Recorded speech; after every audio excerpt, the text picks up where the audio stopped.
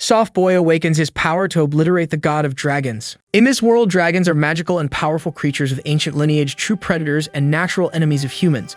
Because of this, there are dragon hunters who make a living by accepting missions to kill these creatures and protect the cities. There are two ways to do this. The first is by freezing the dragon's blood with silver, an aura that emanates from silver weapons. And the second way is simply letting the sunlight burn their bodies. The anime begins by showing Ragna, one of these dragon hunters, emanating silver from his own hand to freeze several dragons with just one touch.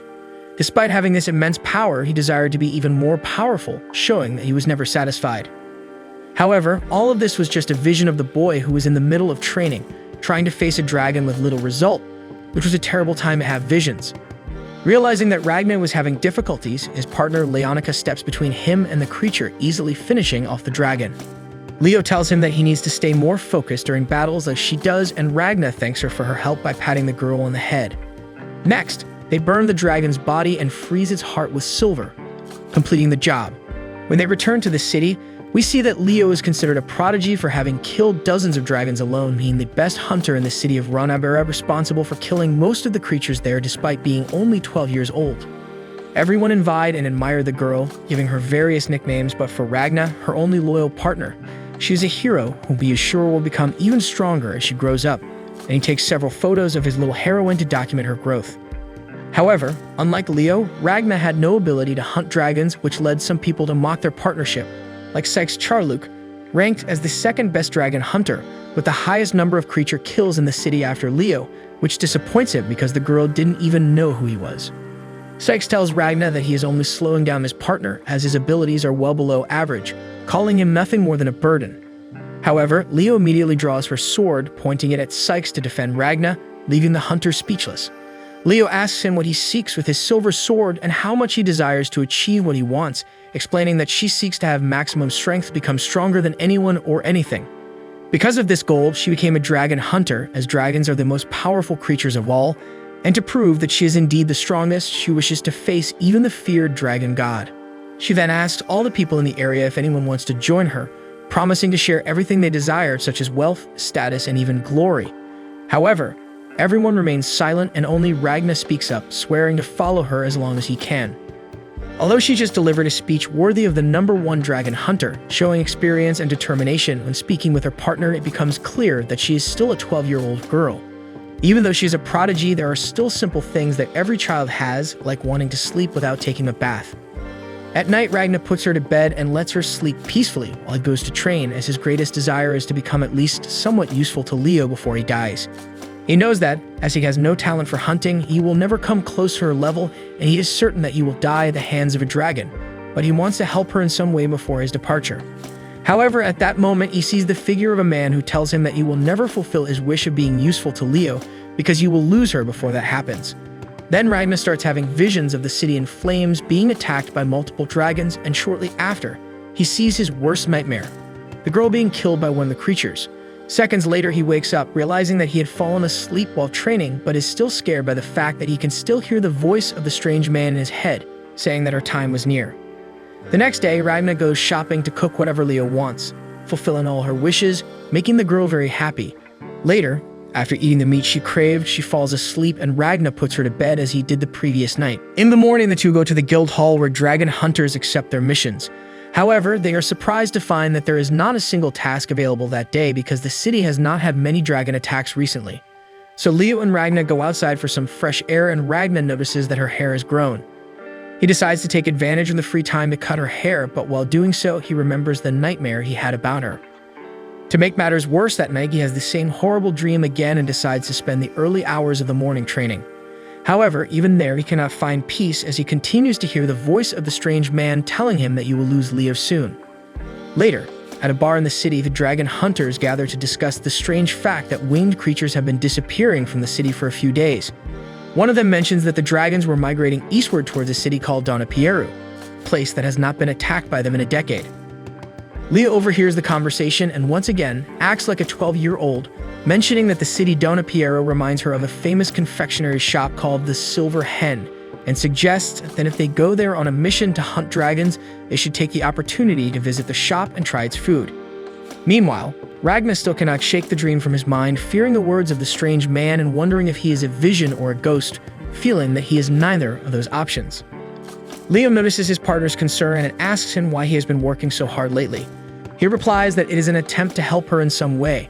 Recognizing his concern for her, Leo recalls the day they first met, saying that when she saw him for the first time, she thought they had the same potential and the same level of strength. This surprises him because, apart from having no natural talent, he was still getting beaten up when they first met. However, although she admits that Ragna indeed has no natural ability to be a dragon hunter as she does, she says that her instincts tell her that he will become very strong somehow, though she cannot say when or why. Therefore, she promises to protect Ragna until that day comes. In a flashback, we learn about Ragna's past. His parents were eaten by dragons when he was only 3 years old, leaving him an orphan. Some relatives took him in, but shortly afterward, they too were killed by dragons, leaving Ragna with no one.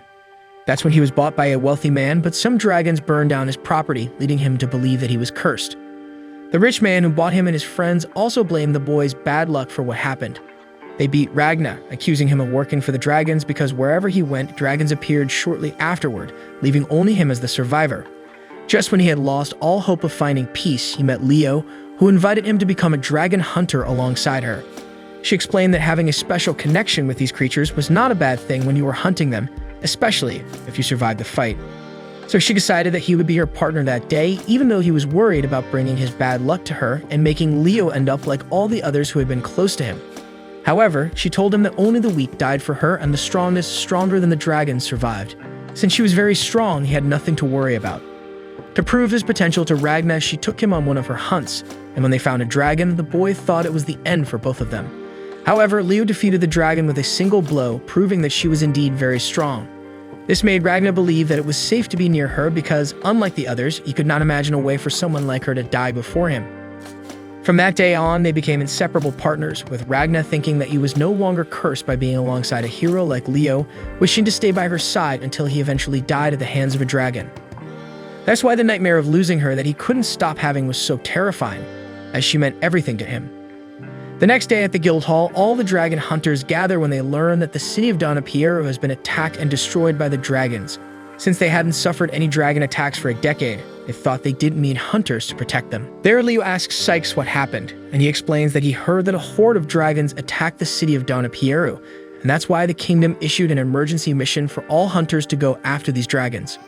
This makes Ragna panic because he knows that this means his vision is about to come true.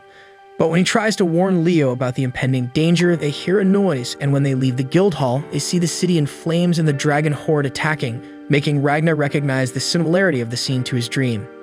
Desperate, he goes after her, while the dragons attack the people who try to resist the attack in vain. Then the men see a person emerging from the flames and go to check if they are injured. However, the blood-covered man kills them all with blades made of his own blood, revealing that he too is one of the dragons, a superior one. This terrifies everyone, including the hunter Sykes, who is the second best among them. Ragna also sees the creature in the distance and immediately realizes that those blades are exactly what will cause Leo's death.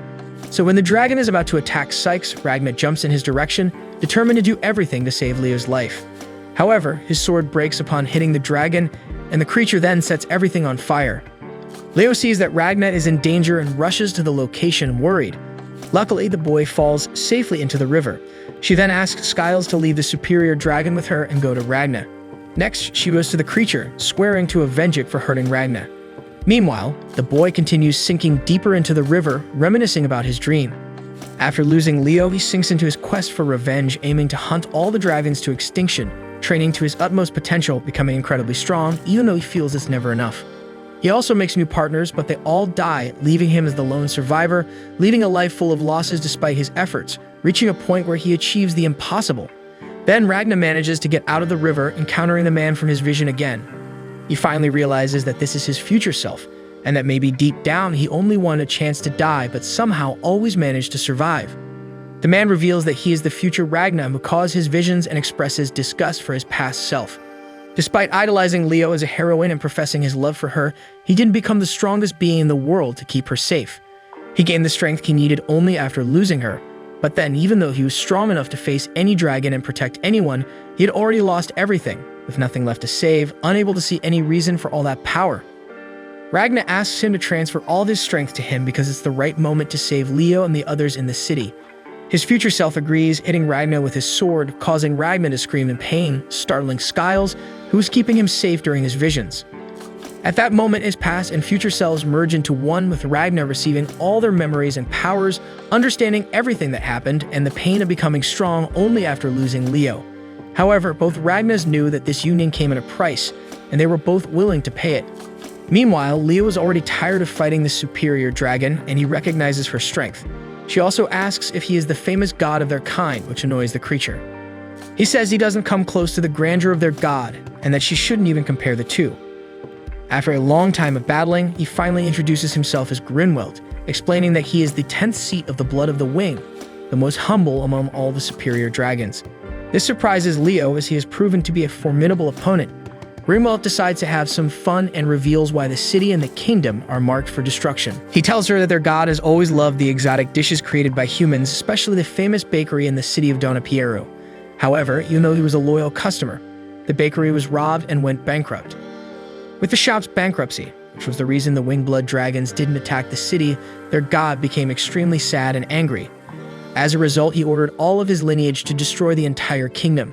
Grinwelt tells Leo all this to prove that the fate of the human nation was in the hands and whims of the god of the dragons. He insists that the battle between them and the hunters was never real because humans only survived when the dragons didn't take them seriously. He makes it clear that there was not a single human considered a threat to their species. After delivering the speech about how humans were completely insignificant compared to dragons, Grinwelt prepares to end the fight in Leo's life. However, at that moment, he senses a strange presence behind him, becoming frightened and even considering it might be an illusion. What he felt was the new power that Ragnar gained, making him incredibly strong and capable of freezing dragons with a simple touch of his hand, thanks to all the effort of his future self. Grinwelt remembers the memories of the adult Ragnar passing through his head. After losing Leo and spending 10 long years hunting dragons for revenge, desiring their extinction, he slowly became a part of his sword. Even though the fusion was painful, he continued to fight relentlessly. After 5 years, he had completely merged with his silver sword, making his own body a powerful weapon radiating silver. 3 years later, he developed a technique to increase the silver in his body. After another 4 years, he learned to control it at will. After a total of 10 years, he became a being far beyond human capacity, mastering his silver battle arts technique.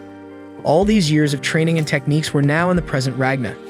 Approaching Grinwelt, he senses a power similar to the one he felt around monarch dragons, those chosen by their god to lead dragon lineages. Despite feeling this supreme power from Ragnar, Grinwelt denies being afraid of a mere human and assumes his true form, enabling him to use his full potential. He starts another speech about how dragons are powerful and humans are weak and inferior.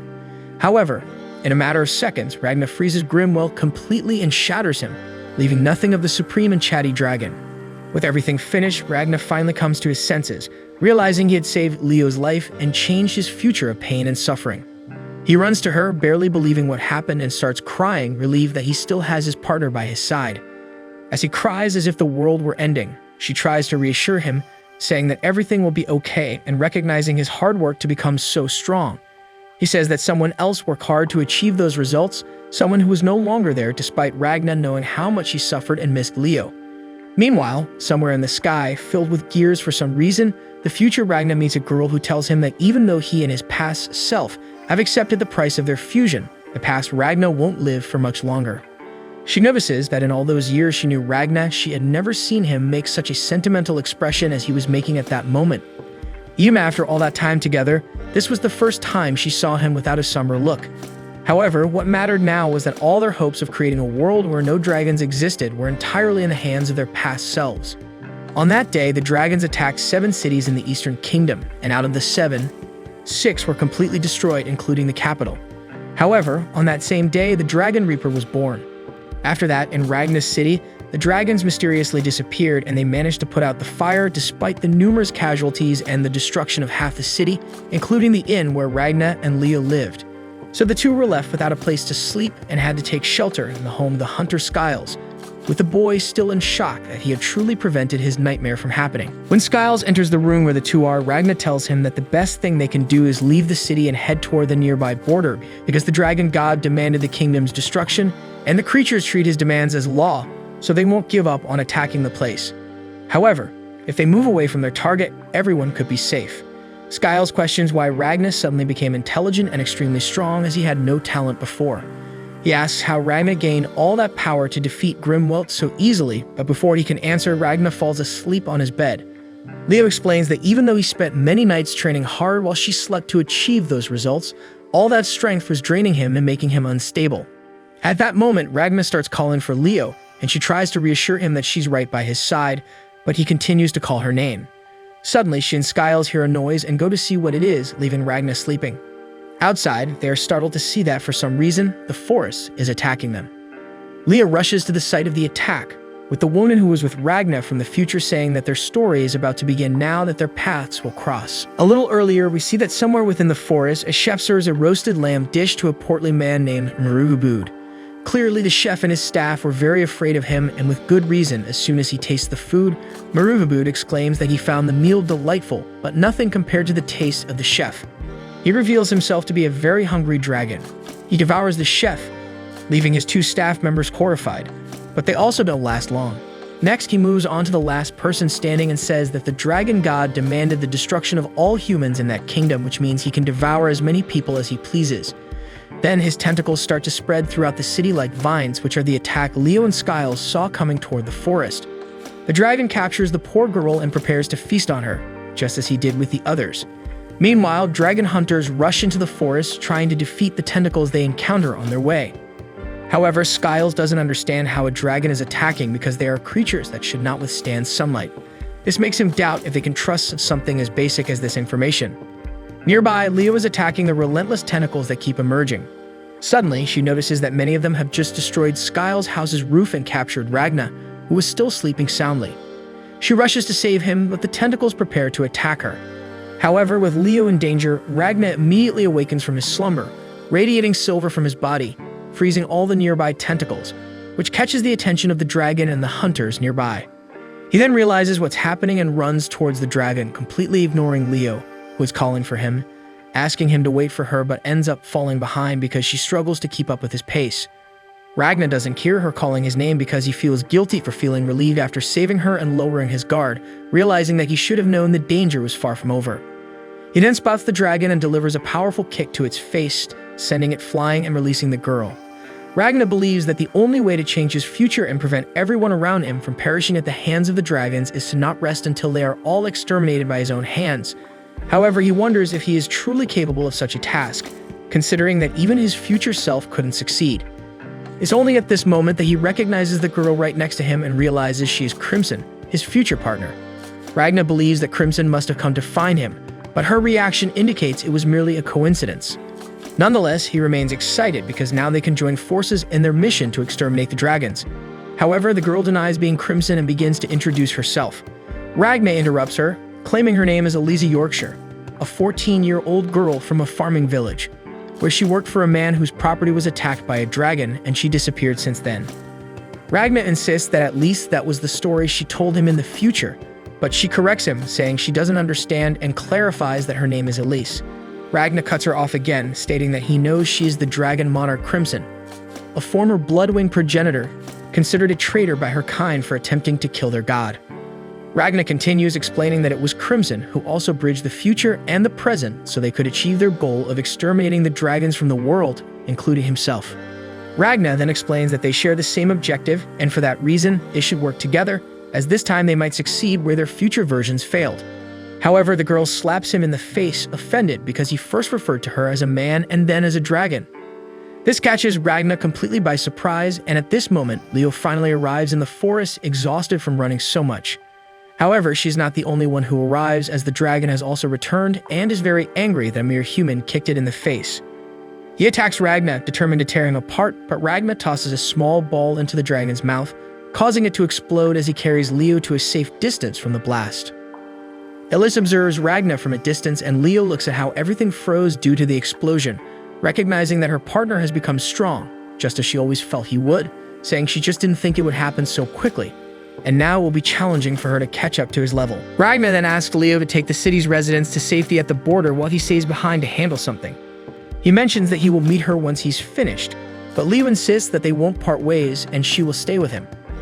Ragna explains that it will be dangerous for her, But Leo points out that there's always danger in the dragon hunter's line of work and asks why he's trying to leave her behind. Ragna attempts to explain that they will only be separated for a short time, but this leaves Leo irritated. The boy is surprised as he has never seen her lose her composure like this before, considering that she always appears strong, calm, and resolute with better judgment and confidence than many adults.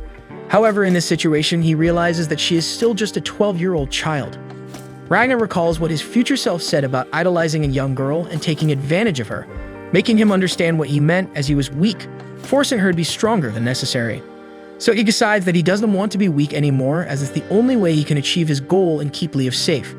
He reminds the girl of what she said when they first met, about how the weak die and the strong survive, and how that saved him, but now she is weak and won't survive if they continue together. These words hurt Leo, making her so angry that she tries to attack Ragna, but he stops her sword with just a finger and tosses her aside. He then bids her farewell, and Leo loses consciousness. When she wakes up, she is already on her way to the border, being carried by Skiles.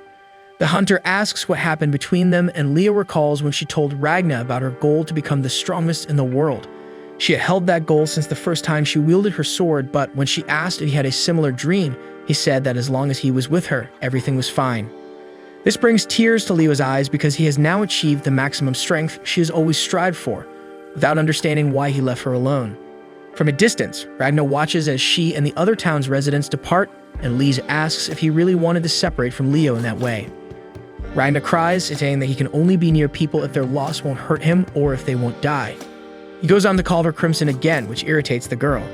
She says that if she were truly a dragon, she would have died as soon as the sunlight hit her.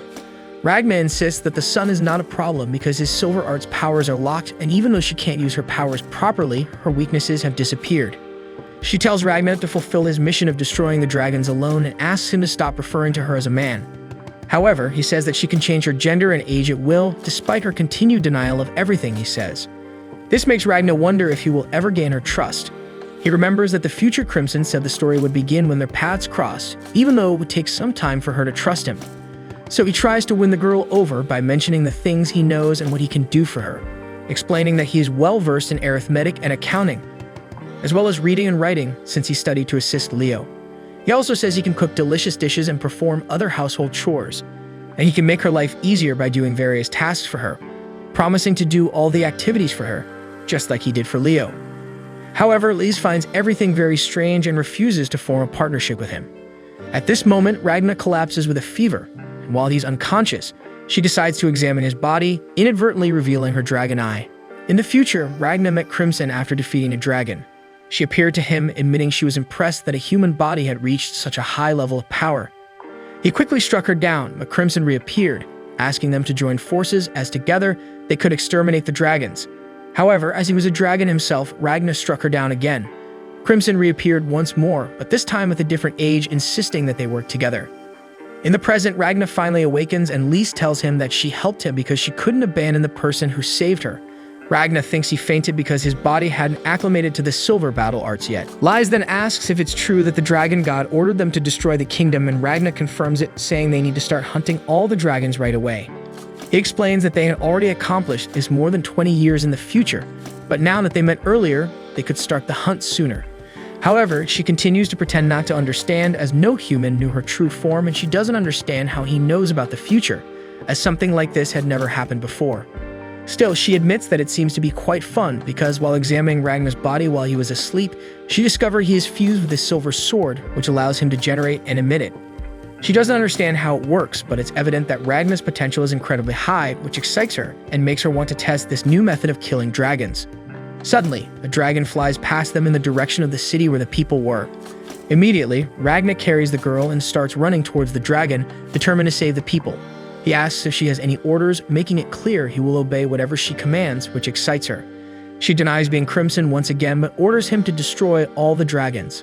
Then, after reaching the location where all the dragons were flying, Ragna prepares to face them, creating several silver swords that defeat the dragons one by one.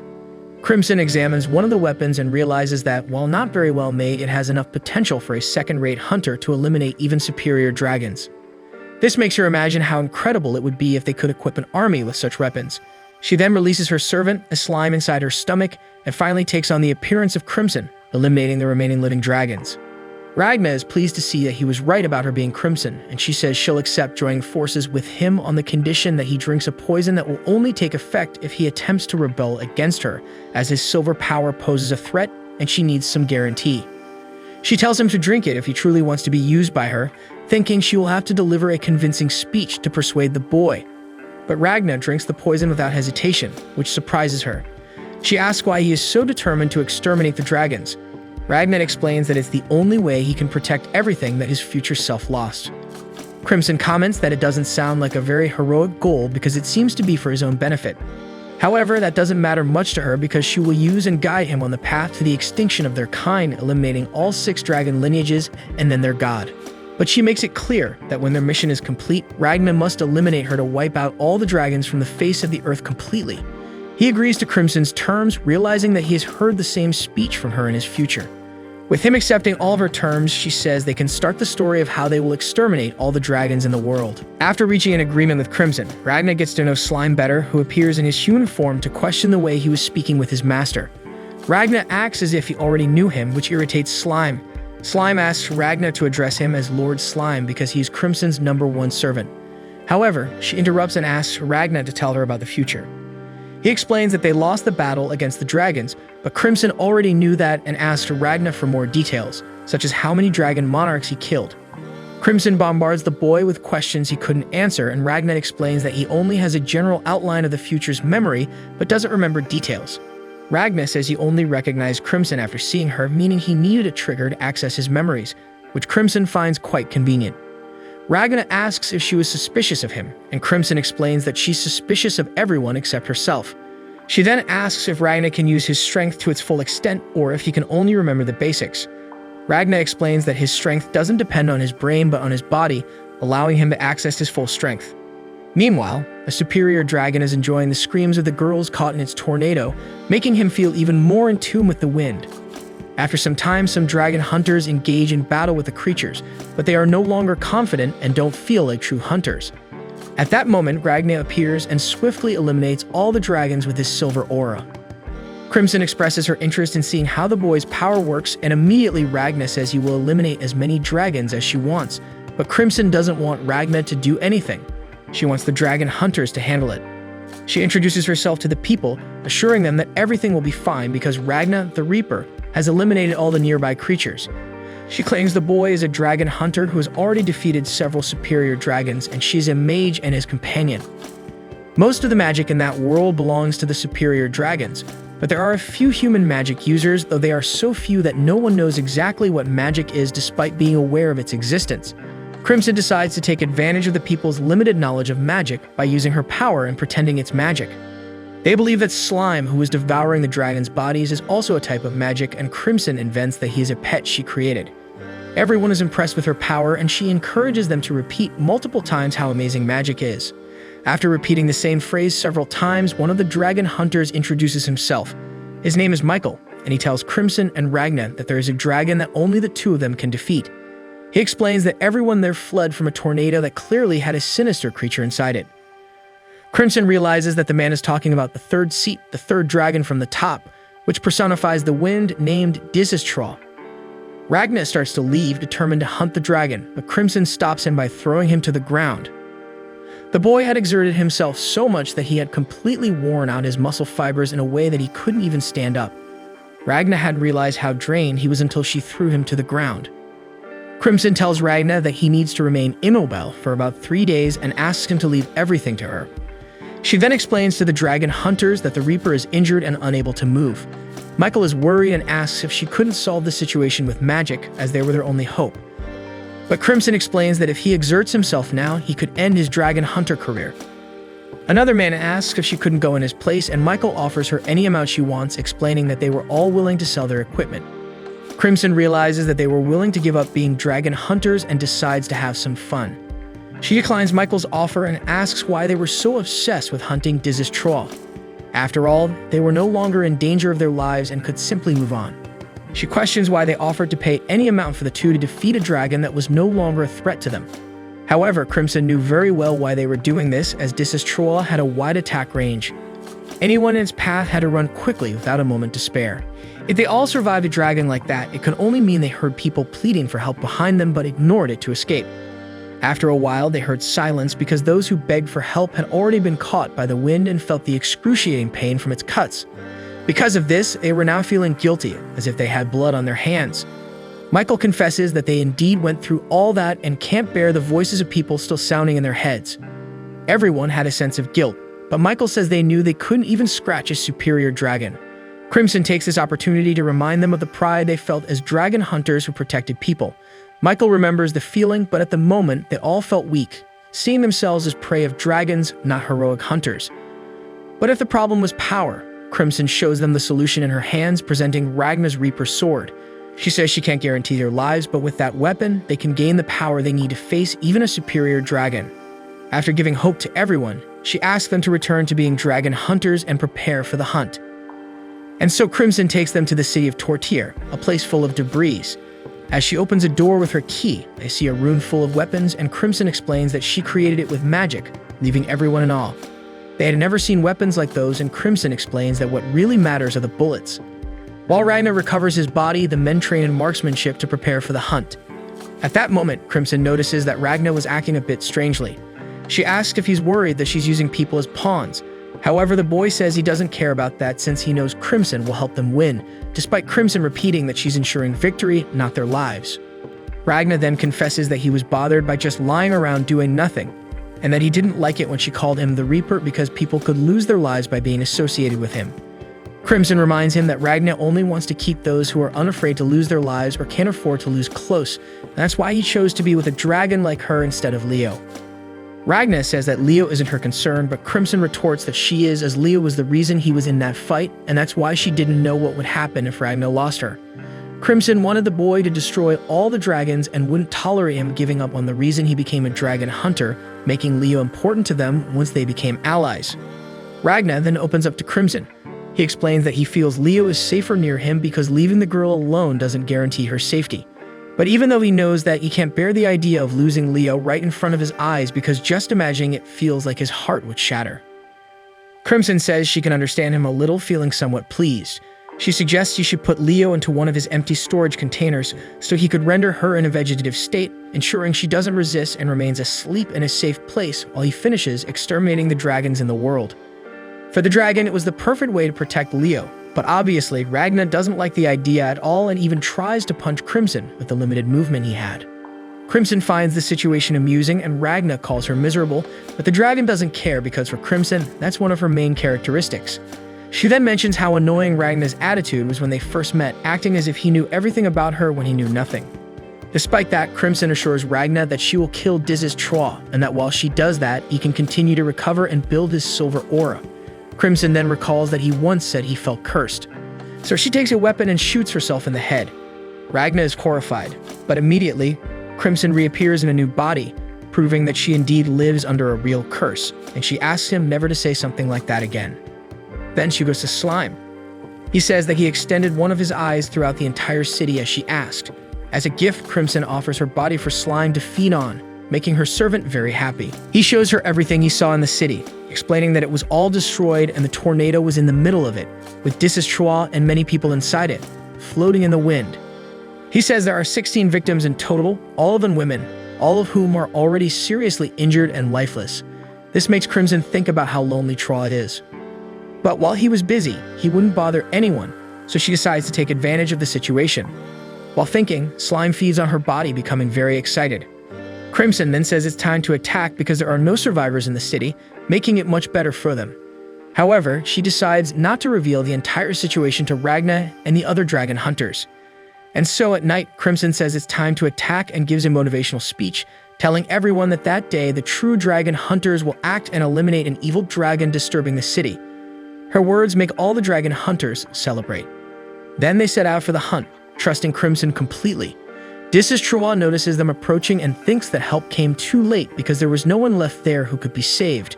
However, no matter how much he wanted to have more fun, Diz's Troll knew that the sun would rise soon and thought it best to leave while there was still time. But Crimson grabs a megaphone to say that they are the dragon hunters who will take advantage of that morning to eliminate an evil dragon disturbing the city. She continues, saying that the dragon is just a lonely being pretending to communicate with the wind when it's just a monologue. She even says that he is a creature bored of standing in the middle of nowhere by orders of a crazy master. Thinking that a mere human was saying these words, Disistroa becomes irritated that such a weak creature would speak this way of the dragon lineage. He believes that whoever said those words clearly didn't know him, as he is a winged blood, a third from the top, the dragon of the wind, feared by all for causing excruciating pain with his tornado. The man begins a giant monologue about his superiority, but it only proves that Crimson was right, and he was indeed a very lonely being, now wishing to take out his frustration on the dragon hunters.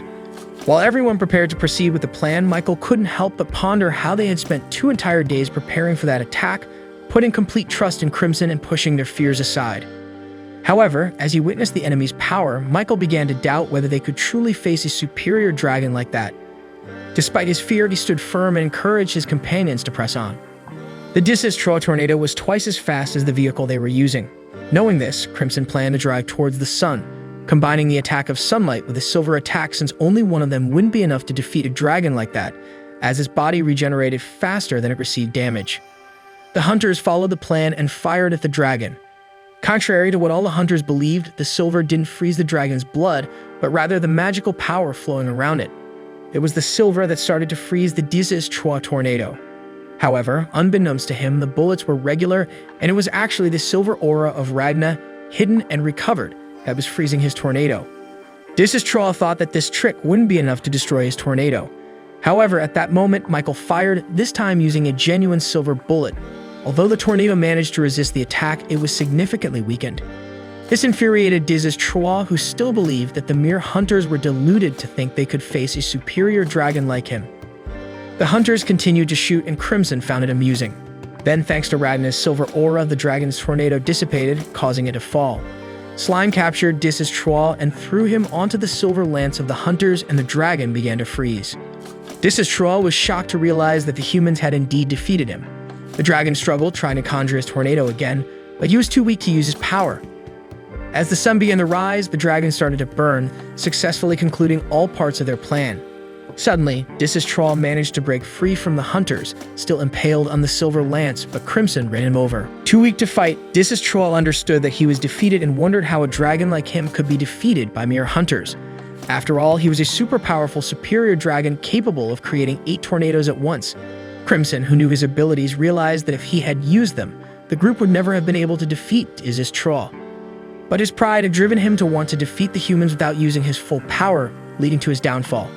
Crimson noted that after Silver and Sunlight, pride was the 3rd weakest point of every dragon. However, even though she possessed all the necessary knowledge to defeat Disistroa, the plan was actually Ragna's. He knew that Crimson had the knowledge to defeat any dragon she wanted and didn't need to know about the future. Still, she wanted to test her knowledge as an experiment. He realized that Crimson was as amazing as she was formidable. Even though they were partners at that moment, once they finished hunting all the dragons, Ragna would have to hunt Crimson. After they finished eliminating the Wind Dragon, everyone bid their farewells, and Crimson erased the hunters' memories, causing them to forget about her. Afterward, Crimson disappeared, and the hunters thanked Ragna, saying they wouldn't have been able to defeat the dragon without his help.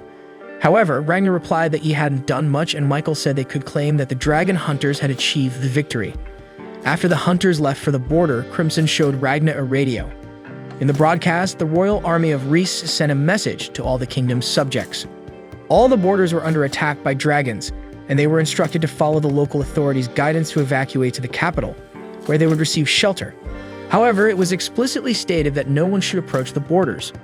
Upon hearing the message, the two realized that it was clearly a trap set by the dragons, who were blocking all the exits to lead people to the capital, gathering everyone in one place, so they prepared for a new hunt. 5 days earlier in the capital, King Femid Reese received news that the dragons had destroyed the city of Donapieru and decimated his army. The informant recounted that in the middle of the night, many lightning strikes had struck the city, and several dragons had attacked simultaneously. The king instructed the informant to gather the troops and send reinforcements from the cities of Ranabarilla and Tortir immediately. Additionally, he asked them to hire as many dragon hunters as possible, emphasizing that they should avoid superior dragons at all costs. The king then pondered the lightning strikes that had hit the city, and his advisor mentioned the similarity to an event that occurred 20 years ago when Garnus's army invaded the Dornapiera region and was decimated by an unknown dragon that shot lightning. The king had hoped that the dragons living among them could coexist peacefully and wondered why the dragons were attacking at that particular moment. But he remained calm because the city was protected by a barrier and not even the strongest superior dragon could breach it.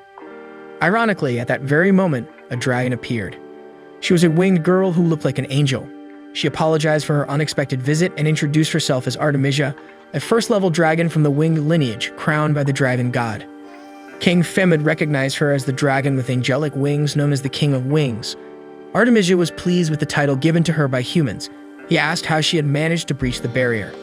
The capital was protected by a solar wall that absorbed sunlight's energy and converted it into a protective aura, making the city glow even at night, known as the sunset technique. Artemisia reassured the king that the barrier was working perfectly, and that it even made her struggle with the heat. Realizing that his barrier didn't affect Artemisia, the king thought of her as a mysterious being no one knew much about. Femid didn't understand her true role in the war between humans and dragons. Seeing the king's concern, Artemisia assured him that his subjects couldn't move, but nothing bad would happen to them. She explained that she had frozen the world with her temporal manipulation magic to prevent the city from panicking about her visit. She apologized for freezing his city and explained that she did it because she wanted to talk to the king and offer her apologies. This caught King Femid off guard. Artemisia explained that it was never her intention to attack Dornapieru, but one of the dragons had done so without waiting for her orders. She was left with no choice but to punish him for his actions and go there to apologize. She said she was sorry for not being able to stop the panic caused by the destruction of Dornapieru. Her actions, combined with her angelic appearance and gentle voice, made King Femid question if she was really a dragon. He'd wondered why he could still move if she had frozen the world, and since she claimed the barrier was working, he wondered whether he should attack her or not. However, Femid thought better of it and concluded that attacking her was not the right course of action. Not only was the winged dragon not showing herself as a threat, but it would likely lead to war against her entire lineage, resulting in the annihilation of his kingdom. The king decided to accept the dragon's gesture and bowed to her. Femid then said he accepted her apologies. Artemisia was grateful and said it only made her task more painful. She wanted to prevent her subjects from suffering and offer a quick and painless end to all of them. This left King Femid in shock. He remembered that Artemisia had said she didn't want to attack the city. However, she clarified that she didn't want to attack the city, but Femid's kingdom had to be destroyed because that was the will of her all-powerful god. Artemisia said she had planned to do it quickly and discreetly, but the attack on Dornapieru prevented her from doing so because the population panicked and some subjects even wanted to escape the kingdom.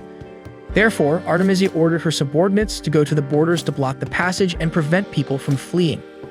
King Femid asked Artemisia to stop her subordinates, but she refused to do so.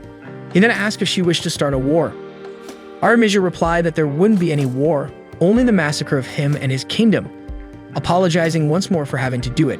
Femid attempted to negotiate, but Artemisia said it was not possible. So, with no other choice, Femid decided to act and use the power of the barrier to launch an attack against Artemisia.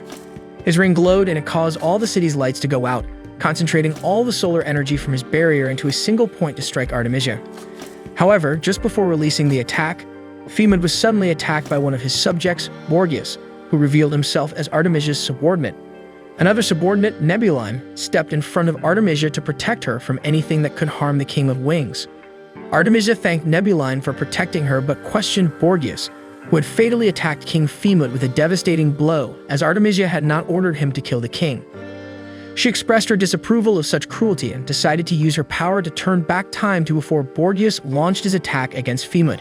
Everything returned to how it was before, and she apologized to Femid once more because it had not been her intention to kill him in that manner. Femid was in complete shock, realizing that he was alive again after being certain that he had been killed by the attack just moments earlier. Artemisia then explained that she had manipulated the flow of time with her magic to turn back time before the attack. Femid was awestruck by her immense power, considering Artemisia not just a dragon but perhaps a deity. However, she clarified that she was merely a servant of the true god and that it was the will of this powerful deity to destroy Femid's kingdom. The king then realized that humans could not face even the power of one of this deity's servants, let alone the power of the dragon god. Artemisia said that soon everything would be destroyed and none of them would be able to escape, as it was their destiny according to her god's will. She explained that she had a way to spare them from suffering, but she needed King Femid's assistance. Her plan was to eliminate as many people as possible quickly and painlessly. She told Femid that, as a king, he must help guide his subjects. With no other choice, he agreed to help her achieve her goal. The royal army of Lys conveys a crucial message to all citizens. They report a large-scale dragon attack occurring in a city near the border.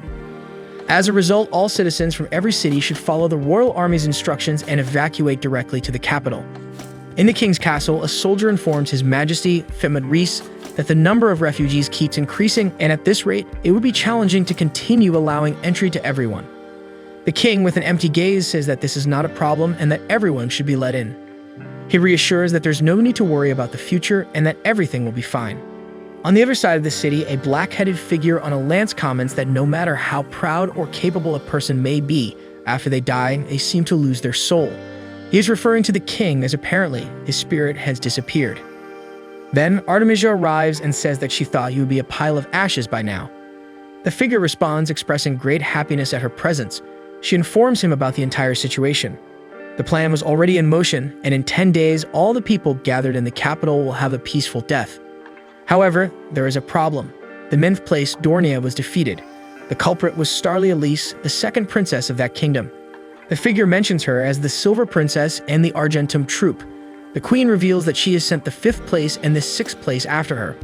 The figure questions if she would prefer him to go after her, but she responds that she has another mission for him. The 3rd place, Disistroal, the 8th place, Marugabud, and the 10th place, Grimwelt, disappeared near the southern border. The figure suspects it might have been the Solarian or another dragon lineage, but the elder says it's a completely unknown threat. Then Artemisia hands over her heart to the figure, allowing him to regenerate his entire body. Artemisia mentions that his punishment is temporarily suspended and orders him to subdue the insurgents. It is then revealed that he is the 2nd place, Woltekamui. He accepts but asks if he'll get a kiss as a reward. The queen gives him a smack in the face and tells him that he never learns his lesson. The demon has fun irritating his progenitor. Artemisia urges him to go, but he asks for a moment to enjoy it as he is a very fast being. Then in the form of lightning, he flies away. Suddenly, we see Ragna from the past in a desolate land surrounded by all the mature dragons. He came there while chasing the winged blood but was captured and pinned down with needles piercing his arm. Once again, he survives without doing anything and starts screaming with anger, but Borgias kicks him in the stomach and orders him to be silent.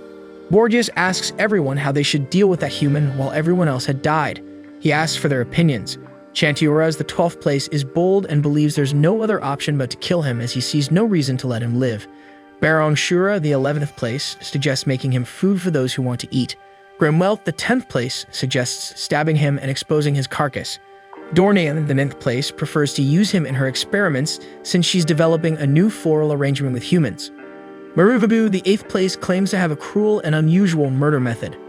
Ultozora, the 6th place, expresses no interest in that terrible and pathetic man, so they can do as they please. Terratectra, the 5th place, is also indifferent. Nebulum, the 4th place, believes they should kill him in the least painful way possible.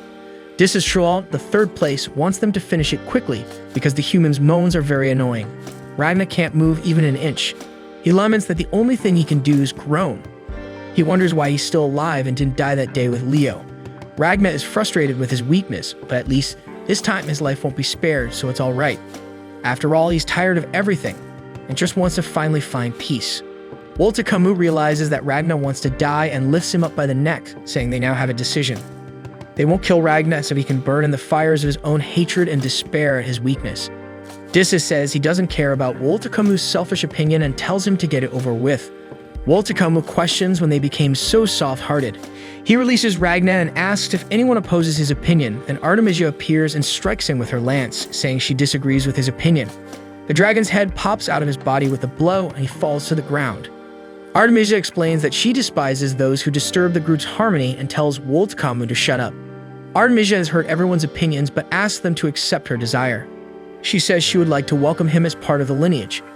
Everyone is surprised and Woltekamu, as he puts his head back, questions why she wants that. However, he is hit again by Artemisia and falls to the ground. The queen approaches and introduces herself as Ultimacia, the progenitor of the winged blood. She notices Ragna's sword and recognizes it as one used by dragon hunters from a kingdom that once existed. Despite being a lovely country, she destroyed all of them, except Ragna, who survived that day and also survived today. She is very pleased and believes it must be God's will, so he has permission to live. Ragna has no idea what she's talking about. Then Ulto explains that being part of the lineage means an invitation to be transformed into a dragon. The others explain that despite people thinking that superior dragons like them are menial dragons who can assume human form, that thought is entirely wrong. In reality, inferior and medial dragons are mere beasts born from their blood. The immature dragons used to be human but received blood from their progenitor and transformed. Therefore, Ragna should be happy because he will receive the gift of evolving into a life form far above humans. However, Ragna absolutely does not want to become a dragon like them, as they killed Leo and many other people he cared about and could come to care about. Ragna hates the dragons so much and refuses to become one, but he doesn't have the strength to say a word. Holto says that if he becomes part of the lineage, all this hatred will disappear, just as Ultos did. Artemisia says that despite the nonsense Wolt Camus spoke earlier, she wants to save him from that hell. She creates a blood blade with her powers and says she will stab it into his heart. When she does that, the transformation will begin. Ragna uses his last strength to beg her not to do it, but she asks him not to be afraid, as he won't cease to be himself. However, the way he sees the world will change. Artemisia plunges the blood blade into Ragna's back, piercing his body and going straight to his heart. His transformation begins and he screams in agony. So Ragna wakes up startled in a train carriage next to Crimson and Slime.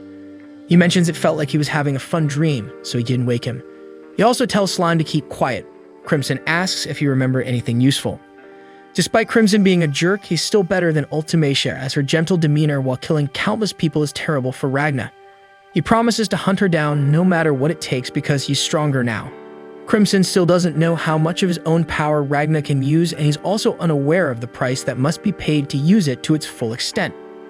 So he prefers to wait a few years and fully prepare to kill Ultimacia. However, the Queen must already be aware of the strange activity near the border, and by now, Woltakumlu must be free because he's the most powerful fighter of all. Without his protection, this is the perfect time to set an ambush against Ultimacia. So if Ragna defeats the Queen, it's a bonus. But if he loses, Crimson will save him because he's an irreplaceable tool. The train approaches the capital, and they plan the next steps of their operation and how they'll secure an audience with the winged progenitor. In the capital, through a vision, Artemisia asks God, who appears as a child, if he wishes for everything in Lys to be destroyed. The child asks what Lys is. Artemisia deduces that this country no longer exists in God's mind.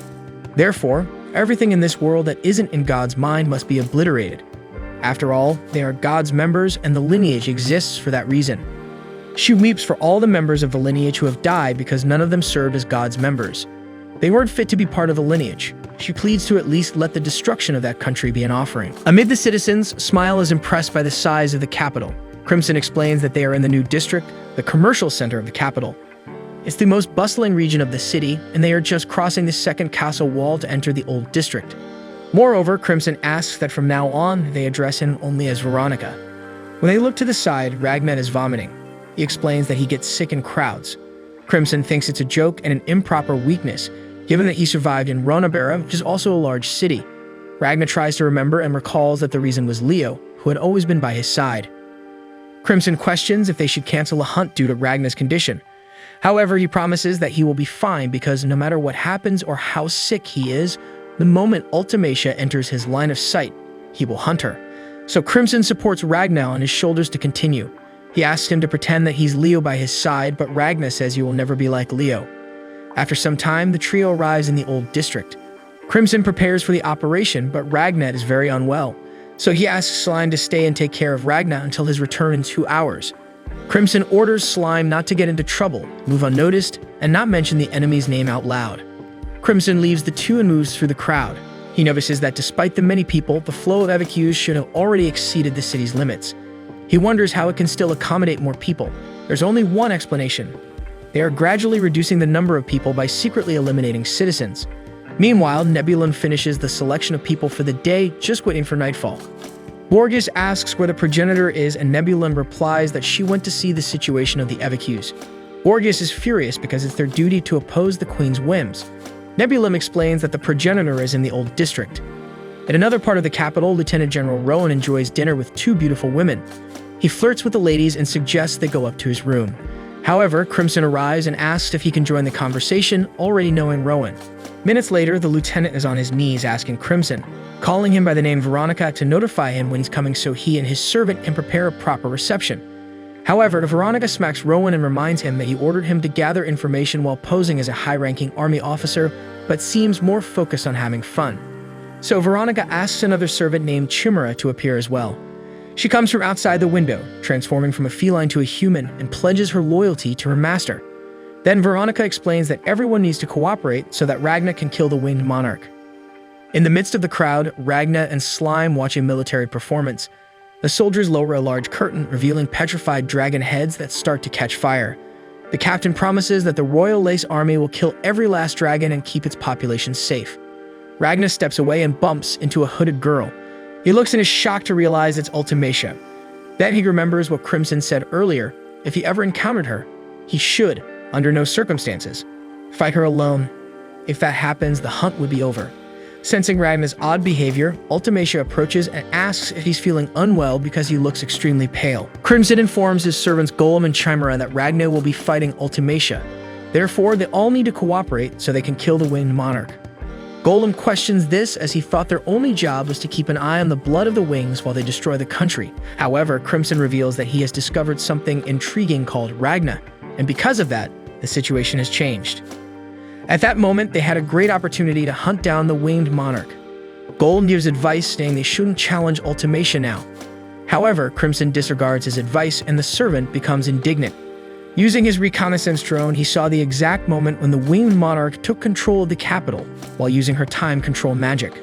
Golem asks his master how he will overcome something like that. He asks him not to worry as only Ragna will fight, not them. The boy's combat skills are greater than those of the two servants. Thus, Golem is relieved to have such a powerful ally, but he remains concerned. He can't help but wonder what it really means to be strong when facing the power to control time. Meanwhile, Ultimacia encounters Ragna and asks if he's feeling well because of his appearance. Ragna is torn by his thoughts as a part of him wants to follow Crimson's instructions and avoid the fight, but another, manifested by his past self, wants relentlessly to attack Ultimacia at that moment.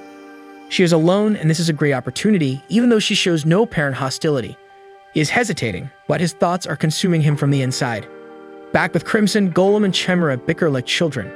The servant asks for permission to do the job alone, claiming that her partner is overwhelmed by cowardice. He calls her a brainless bird-brained beast, and she finds it amusing to hear that from a noisy pile of scrap metal. Golem starts teasing her by asking her to solve basic math problems, and while he can answer quickly, she struggles. He doesn't tire of taunting his colleague until Crimson approaches and smacks him with his fan. Like a mother separating her children in a fight, Crimson tells them that they are works of art he created with his knowledge and skills, even though he used different approaches for each. Therefore, insulting each other is the same as spitting on their master. Crimson forgets what they were talking about, and Golem shows his fly-shaped drone. The servant uses the drone to project images of the winged monarch using her time control magic. The three of them are impressed by the power of time control. Then Crimson asks Golem to self-destruct, leaving him shocked and confused. The master asks if he's insinuating that Crimson is acting like an obsessed fool with his new toy. Golem realizes the problem he has created for himself and becomes afraid, but Crimson says it would be inconvenient for him to do it now, and it's better if he explodes during the battle. He begs for mercy, and the master loses patience and kicks him to the ground. Crimson then reveals that the time control magic is not invincible, and those images are proof of that. Elsewhere in the country, Woltakamui arrives in his lightning form and encounters the group of warriors who fought against Troa. He is upset that the dragon was hunted down by those idiots. The warriors are frightened because they realize that this dragon is superior. Woltakamui says it's clear from their faces that they already know it's their time to die. He demands that they tell him everything they know about the guy who gave them those silver swords. They are free to refuse to provide the information if they have the courage. In the city, Ultimacia continues to stand in front of Ragna, who is paralyzed. Slime advises Ragna to keep his distance, as this guy might end up vomiting on her. He mentions Ragna's nausea in crowds and calls him a real wimp. The monarch apologizes and says she didn't realize. Slime accepts her apology without any issues and says that we all make mistakes. Ragna has his hand on the hilt of his sword, hesitating, but ultimately decides to give up. He won't fight, and he sees it as a better option to find Crimson and hunt down the monarch again later. In a very friendly manner, Ultimacia apologizes for the inconvenience and asks him to take care of himself. Despite this being a good moment, Ragna believes that this is the right decision.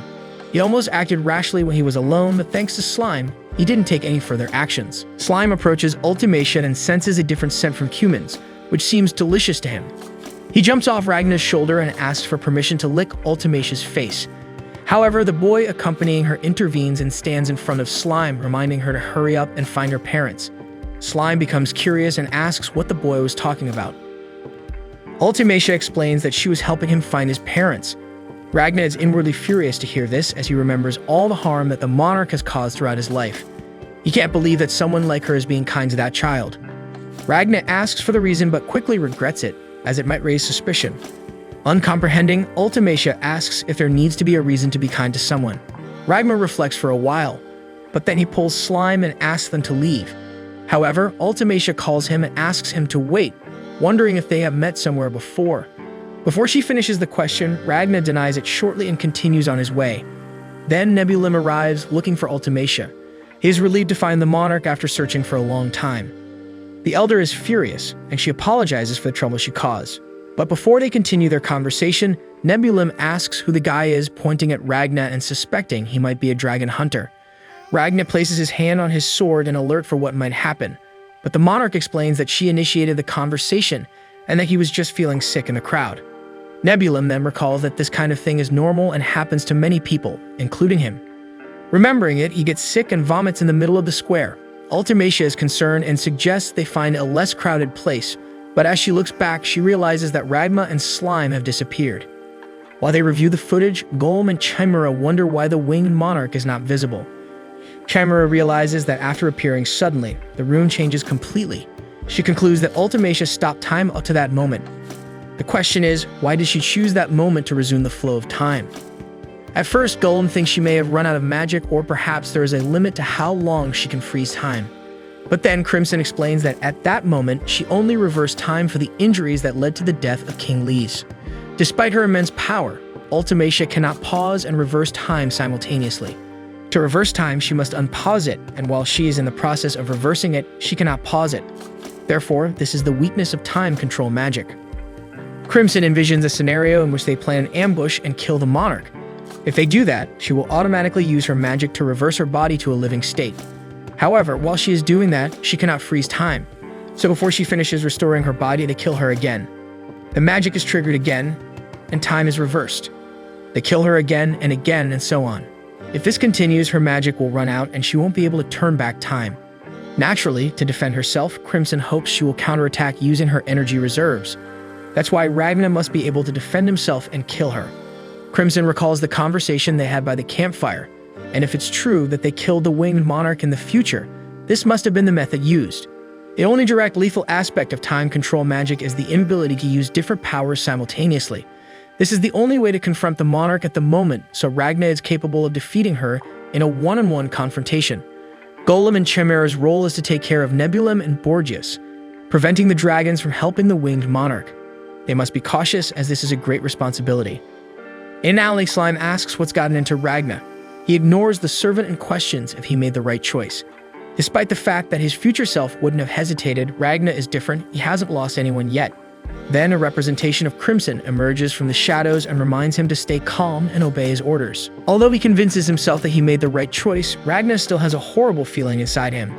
He asks Slime to transmit a message to Crimson using a communication device. The message is that he found the target.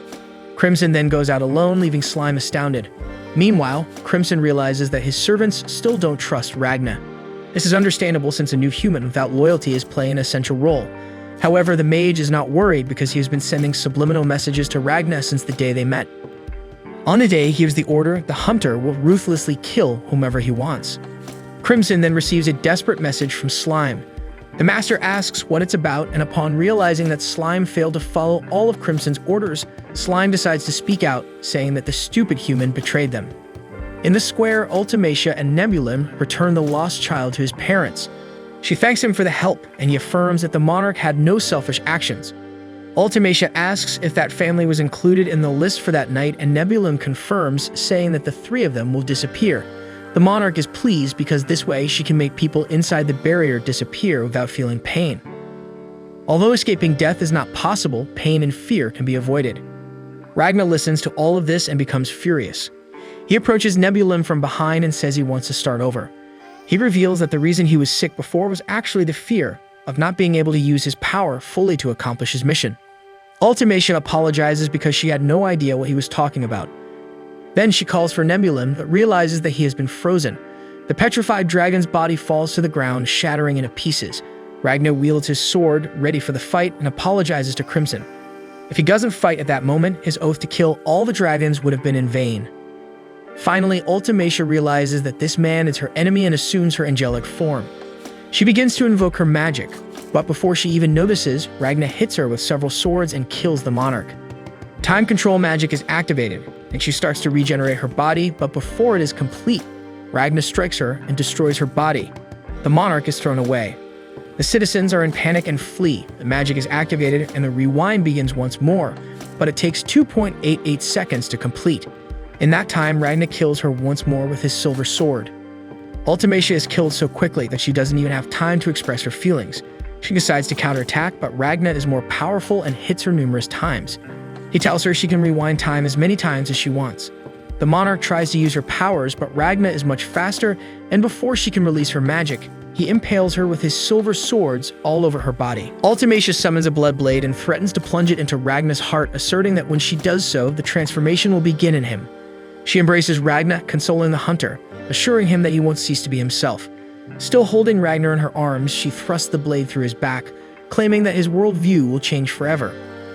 An intense reaction begins in Ragna's body. As he screams in pain, his veins bulge and the inside of his body pulses in blue and red. He declares that his body is so hot it burns from the inside and everything irreplaceable to him is gone. Ultimacia tells Ragna to forget his hatred so that they can live for the sake of God. Among all the things she could do for him, this was the final atonement. Ragna's transformation intensifies and an image of Leonica appears in his mind, indicating that he will forget her just like all the other things that matter in his life. He realizes what is about to happen and reacts by trying to grab Ultimacia, but she manages to move away. Soon he sees his broken blade on the ground and leaps to retrieve it. Zora and Nebulum react to try to stop him. Disaster Thrower begins casting a wind magic spell, but Kamui holds his arm, preventing the magic. Consequently, Ragna manages to lift the broken blade and thrust it into his own heart, piercing his body and removing the blood blade Ultimacia had stabbed him with. He says his life was meaningless, but that he wouldn't let Ultimacia have her way. With the blade in his chest, he falls dead. Members of the lineage realize that Ragna is dead, and some wonder why he didn't accept Ultimacia's kindness. The progenitor admits she was mistaken, and Ragna was not destined to join their lineage. Dying there was his salvation. Disaster Thrower massages his sore wrist and asks what happened. Kenami says he just wanted to enjoy the show. Ultimacia approaches them unnoticed and catches Disaster Thrower's attention, making him startle. She asks him if he can take everyone home through the wind, since wind is not the strong point of the rest of the group. Disaster is embarrassed, turns away from Ultimacia and says of course he can, asserting that the wind is the most grand and elegant means of transportation, especially for a beautiful woman like their progenitor. The monarch smiles and asks a Disaster Thrower to convey her thanks to the wind, and Disaster responds that he will tell it for her. Zora overhears the conversation and comments that Tro is very cute, while Borges mocks, asking when Disaster will be able to talk to the progenitor without acting like a clown. The Wind Dragon begins casting his magic to take the lineage away, but before leaving, Ultimacia tells Kamui that their lineage brings the world closer to what God desires and expresses gratitude to all those who have departed, wishing them to rest in peace. After everything is passed, Slime and Gollum arrive at the battle site. Slime sees Ragna's lifeless body, but being far away, thinks it's just trash someone threw away. Crimson approaches and tells Slime not to touch the body, deciding whether it's garbage or not. Crimson kicks Ragna's body with his foot to look at his back and sees the blade stuck there, realizing that he froze his body to prevent him from becoming a member of the Wind lineage. Crimson asks Golem to carry Ragna back to base, and his servant asks if they will dissect the found body, but Crimson says he will revive the dead because he seems interesting. Back in the capital, Golem tells Crimson that the explosions from the conflict are a true spectacle. He turns to Crimson and asks about the plan, but Crimson is distracted, muttering the word cursed repeatedly when he starts getting more and more nervous, calling Ragna mediocre and saying he escaped his expectations. He begins shouting alone, wondering how, among the millions living in this stupendously large city, they managed to find Ultimacia. He starts questioning if he's cursed. However, he quickly calms down, stating that the original plan was to assess Ragna's power, and if he manages to win, it will still be a victory.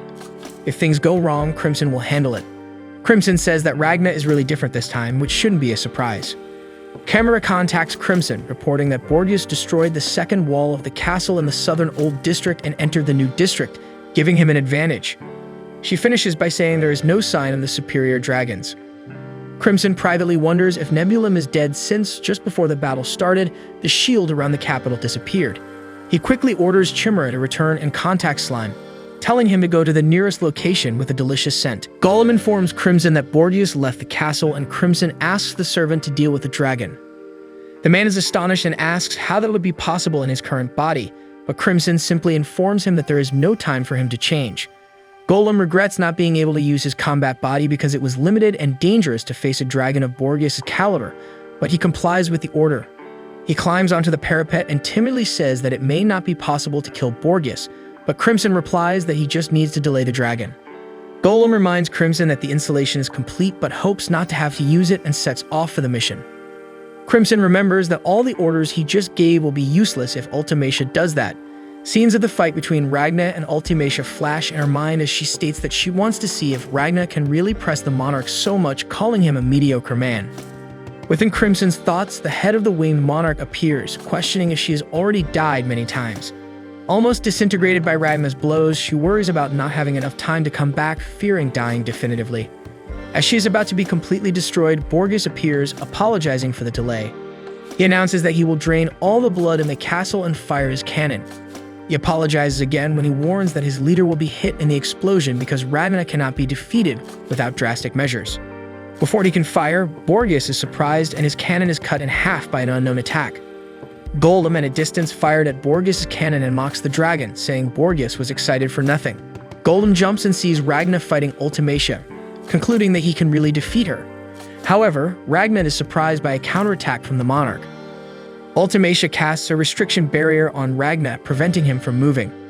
Nebulum is injured on the ground, noting that the silver's freezing power of this enemy is off the charts, realizing he went from dead to nearly dead. Very weakened, with part of his left arm cut, he tries to motivate himself to endure a few more minutes and struggles to get up. Elaborating a strategy in his mind, he reflects that he just needs to buy enough time for Ultimacia. The monarchs, slowly restoring her body, thanks Nebulum, expressing gratitude, relief, and sadness, announcing that she will go back 3.1 seconds in time. As a precaution, she invokes the repugnant life force that flows from her blood in the form of hundreds of blood dragons and tries to envelop Ragna. Ragna, in turn, reacts with the silver full power, and the restriction barrier begins to break. Nebulum sees the monarch's barrier breaking and realizes he needs to act quickly. He declares that he will sacrifice his life and tries to endure a few more seconds, but Slime calmly approaches and swallows him, giving the restriction barrier enough time to break completely. Despite this, Ultimacia's restoration is complete, and she thanks Nebulum for it. Now she prepares to end the fight. She concentrates to summon creation, but Ragna reacts quickly, hitting her with the silver flight. The monarch's body disintegrates almost completely again, but a vision of Kamui invades her mind. He calls her weak for a dragon monarch, criticizing her for taking 1 to 2/10ths of a second to stop time, saying that in their world, a tenth of a second is the difference between killing and being killed. Ultimacia asks Kamui who they are, referring to his words. Kamui asks if it's not obvious, answering that it's him or anyone else who has reached an insane level of power. With a powerful kick, Ragna throws the rest of Ultimacia's body out of the capital, saying that he doesn't need to hold back anymore, and begins to punch the winged monarch. While the blows happen, Kamui continues to talk to Ultimacia in her mind, saying that if she ever faces someone very strong, he wants to be by her side to support her. But if he isn't there, she should use the foolproof card she has up her sleeve. She just needs to remember and execute the trick. With difficulty, Ultimacia stammers, but soon manages to issue a command with her voice, ordering all of creation to rewind, causing time magic to act once more. Suddenly, we see Ragna opening his eyes with Slime on his shoulders, hearing an announcement from the authorities of the capital about exterminating the invaders from his homeland, restoring peace once again to his people. As the authority speaks, the people go into ecstasy, cheering for the people of Lees while watching dead dragons being displayed for the entire population. Slime claims that these stupid humans are getting too excited, and that he could devour this crowd in 60 seconds. Ragna seems confused and realizes that something is wrong, but he doesn't know what it is or how to act to find out. Ultimacia appears beside him, saying that she has already stopped time and that it takes an enormous amount of magic to turn the world back, so she rarely does it. She concludes that he is a very big threat, so it needed to be done. Ragna was such a big threat that she felt death approaching. That said, she informs him that the battle is over, but quickly corrects herself, saying that the battle hasn't even happened yet.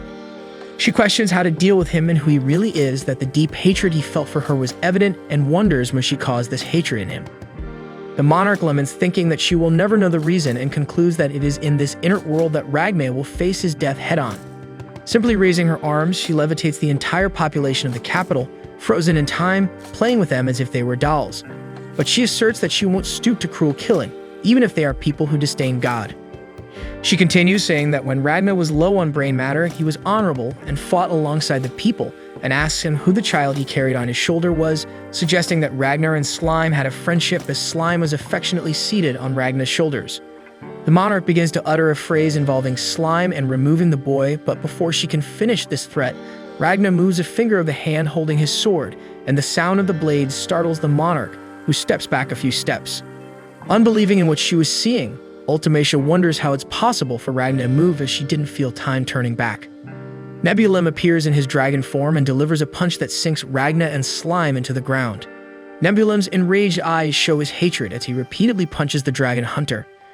Even taking these blows, Ultimacia sees that Ragnar is not moving, so she presumed that his movement was just in her head, and she is relieved. She corrects herself, saying that, as a progenitor, she cannot allow such a thing to happen. The monarch approaches Nebulum and asks the dragon to stop his blows, noticing that his arms were covered in various burns. Nebulum's punches and opened a hole in the ground, and in that hole she saw a puddle of the purple liquid. She says that the liquid seems to be an acid that dissolves their bodies, and that this seems to be the true nature of the child. She concludes that it will harm them if they accidentally touch the acid. Nebulum is concerned and questions his progenitor as Ragnar was still alive and was a great threat. Ultimacia agrees but rebuts Nebulum, saying that she has tested various abilities in her last fight against Ragnar, but he broke through all her defenses and her attacks were ineffective against the hunter. Furthermore, she shows the dragon that even though he has now beaten Ragnar without him resisting, no injury was fatal, as if Ragnar's body were a powerful silver sword. Even though Ragnar wasn't wielding silver, she imagines that he carries the source of this power within his own body. His power is incredibly resistant to magic, and it seems that only a magic with world-destroying power would be effective against him. As they are weakened by the sunlight, Ultimacia asserts that it would be difficult to defeat Ragnar in these conditions. Ultimacia contacts Borgias and asks him to deliver a message to King Femid Lys, as she wants the king to unleash the light on Ragnar. She believes that the offensive function of the barrier will be much more effective than a magical attack. Borgias accepts the mission but warns his progenitor. There is at least one more enemy present besides Ragnar. Ultimacia responds that she will deal with him after she deals with Ragnar. The progenitor turns to Nebulum, who is visibly shaken by the difficulty of the situation. She motivates him, saying that she will always depend on him and what is to come will not change that. She asks him to put up a barrier to protect the people in the surrounding area because the range of the light attack may exceed what she can anticipate. Crestfallen, Nebulum understands and withdraws while his leader looks again at Ragnar. She feels strange about it, but she knows that she has developed affection for Ragnar, even though he's an enemy now, as if it were a diluted version by those of her bloodline. As Ragnar killed so many dragons, a monarch feels disloyal for having developed this affection for the hunter, and she promises to forget this feeling when she has killed him. Already resigned to her affection for the enemy, she steps back and wishes that he has a painless and peaceful death, bidding farewell to his paralyzed body. Memories of old duels between Ultimacia and Ragnar emerge from the blood blade she thrust into his heart to the transformation he prevented from taking over his body. Every time he was attacked but never gave up, resisting magics that everyone thought impossible to survive, as if he could move his body only with the strength of his promise to annihilate all the dragons in the world. During one of these memories, Ragnar surprises Ultimacia by standing up after a devastating blow, swearing that he won't let the opponent live. She doesn't believe he is moving during her time control magic. She tries to push him away with magic, but it seems that nothing can hold him. Meanwhile, she remembers that now, in addition to King Lys, the only people in the world that she allowed to move are others who share her blood. In another memory, Crimson appears, saying that the monarch can choose to exempt people from the effects of stopping time, people like the members of her own bloodline. Soon the scene returns to the battle between her and Ragnar, where the hunter can move freely despite time control. Nebulum tries to protect his leader using the strongest enhanced protective barrier he could invoke, but Ragnar easily pierces the defensive magic. Ragnar approaches the winged monarch and asks how she can cower with so many deaths at her hands and attacks her with numerous strikes of his conjured sword, cutting Ultimacia into pieces. She manages to turn back time again, but once again, Ragnar is in full condition to move, which despairs Ultimacia. With Nebulum in her hands, she tries to devise a strategy in her head, but her possibilities seem to run out as all her actions are overcome by Ragnar. Fearing death, she despairs and calls for Camus. Ragnar is about to eliminate his two enemies when he is brutally interrupted and starts bleeding absurdly. He realizes that using too much of his future power had serious consequences on his body, unable to continue the fight and falling to the ground. Controlled by Borgias, King Teets orders the barrier to unleash the Aurora Beam, causing massive damage to the capital. Confident, Borgias asks Nebulum if they manage to defeat the enemy, but he replies that no, stating that there are new enemies. A woman accompanied by a panther approaches Ragna's fallen body, and Nebulum cannot see her face to identify who she is, but is Crimson, in another of her disguises. Borgias asks the progenitor to stop time again, but she is so frightened that she cannot react. Crimson tells Ragna that he lost, that he obeyed his orders but ended up in this lamentable state. Then she turns her head and wonders what she should do with Ragna now. Crimson observes that Ultimacia took an approach focused on combat because for her, battles are merely empty endeavors and tests of strength are wild. However, at the same time, the Queen had utmost confidence in her own time control magic, believing that her power could face any display of brute force. Yet all the assurance she felt was shattered during her fight with Ragna, which left the girl completely destroyed, ceasing to be the winged monarch and becoming only a woman petrified by battle. Crimson wonders what Ultimacia will do now, as this was her opportunity to get rid of the enemy. However, the girl was in shock, and all she could think about was whether there was a problem in the formulation of her magic or if it was the way she was using this power. Nebulum calls out to his queen, trying to make her regain consciousness but without success. Borgias also tries to call her name, even though he's far away, but all the girl can think about is whether she should try to use her magic, even though it failed. In an act of desperation, Ultimacia unleashes a huge light around her. Crimson admires her courage and decides to further destroy the Queen, determined to eliminate any belief that may still linger within her. He then activates a button that causes the entire city to suffer from a massive explosion. Everything begins to crumble and Crimson revels in the scene as it inflicts immense suffering on Ultimacia. All the people whom the winged monarch wished to give a peaceful and painless death ended up meeting a horrible fate of chaos, suffering, and panic, exactly the opposite of what she wanted. Crimson caused massive destruction, aiming to expose what lies behind Ultimacia's mask of compassion. The cries and sobbing of tens of thousands of people were before her, making it impossible to sweep this horrific situation under the rug as she desired. Crimson continues causing destruction, hoping that Ultimacia would take action in the face of such cruelty. The girl panics at the sight of all that suffering and considers using her time control magic to save everyone, but Nebulum prevents her, knowing it's a trap. If she went back in time at that moment, it would deplete all her magical power, leaving her completely defenseless and falling into the hands of the enemy. Realizing that Nebulum thwarted his plan, Crimson decides it's time to retreat. He begins to withdraw along with Chimera, who carries the still unconscious Ragna. Meanwhile, Ultimacia still suffers from the pain of the people before her. Understanding that there is nothing she can do to prevent the devastation, accepting the cruel fate that everyone faced. However, even knowing that people had to die, the girl cries because she wished she could have at least spared everyone the torment. Back to Crimson, he walks through the chaos he caused without showing any reaction, finding his servant Gollum in an alley. He informs that he created a door exactly as Crimson asks and begins to praise his master's actions, stating how impressive he is. Crimson responds to the praise by hitting him in the face with a glass bottle. He says that the Great Clock Tower should also have a bomb implanted and there weren't enough explosions on the castle walls, asking why this happened. Gollum apologizes and explains that there are many places in that area he likes to visit, but Crimson is not pleased with the response and injures his servant again with a glass bottle, saying that if the devastation had been greater and more fatal, Ultimacia could have fallen into the trap and used her magic to go back in time. Gollum apologizes again and thinks that he was afraid Crimson had changed after meeting Ragna for no reason, as he continues to be the same boss as always. After that, Crimson turns the key to a secret door and asks Gollum to get rid of that body to monitor the subsequent movements of the lineage in its base form. Gollum questions his master's order, as that was a task serving only as punishment.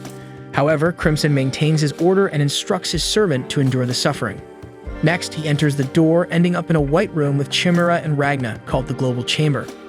Meanwhile, Ultimacia still suffers from the pain of the people, and Nebulum wonders what he achieved in that battle, feeling powerless and useless for not having done anything to help his queen. He then remembers a conversation he had with Borgias about the maturation period, called the 13th seat, when someone is not yet a member of the dragon lineage, adapting to their progenitor's blood. Borgias tells Nebulum that the blood of the wing refers to these beings as the 13th seat, and this period roughly measures someone's potential as a lineage member. He explains that Ultozora spent a year in this maturation period, Disistroa only spent a month, and Kamui less than 2 days, while Nebulum didn't even go through this period because his pure aptitude as a lineage member surpasses even that of old Camus. Borgias tells Nebulum that eventually he will become the backbone of the lineage and the main supporter of their progenitor, and the boys should be aware of this and be proud. But at that moment, Nebulum sees no reason to feel proud of himself. After all, he failed to protect his dear queen, and even though he supposedly knows he has the potential to surpass Kamui, he still feels like a failure because he knew they wouldn't be in that situation if Kamui were there. Nebulum then decides to change that and show his strength, preparing to go after Crimson. The dragon feels that Nebulum is looking for him, but even knowing his excellent potential and that his magic can sense that he is in another spatial plane, Crimson remains confident that he cannot be located because he himself created the global chamber during his peak, which is basically a portal connected to all parts of the world. Crimson thinks that even if by some miracle Nebulum manages to locate that place, it's impossible to break through the protection using external forces. He then goes to the portal and reflects that despite things not going as planned, it had a result that exceeded his expectations. Next, Crimson prepares to escape and devise a new plan because for him, there's nothing more to be done for that country. While still unconscious, Ragnar remembers one of the hunts he had with Leo. They were after a dragon, and despite the imminent risk of running into a horde of dragons before dawn, Leo insists it's worth the risk. The creature they were hunting showed potential danger if allowed to live long enough, possibly evolving into a superior dragon. Despite finding the idea of facing a superior dragon fun, it would be irresponsible to let a dragon cause havoc just for the thrill of the fight. Ragnar wakes up extremely weak and struggling to stand. Despite his condition, he gathers the remaining strength, knowing he is in Crimson's teleportation room, refusing to give up the fight without defeating Ultimacia.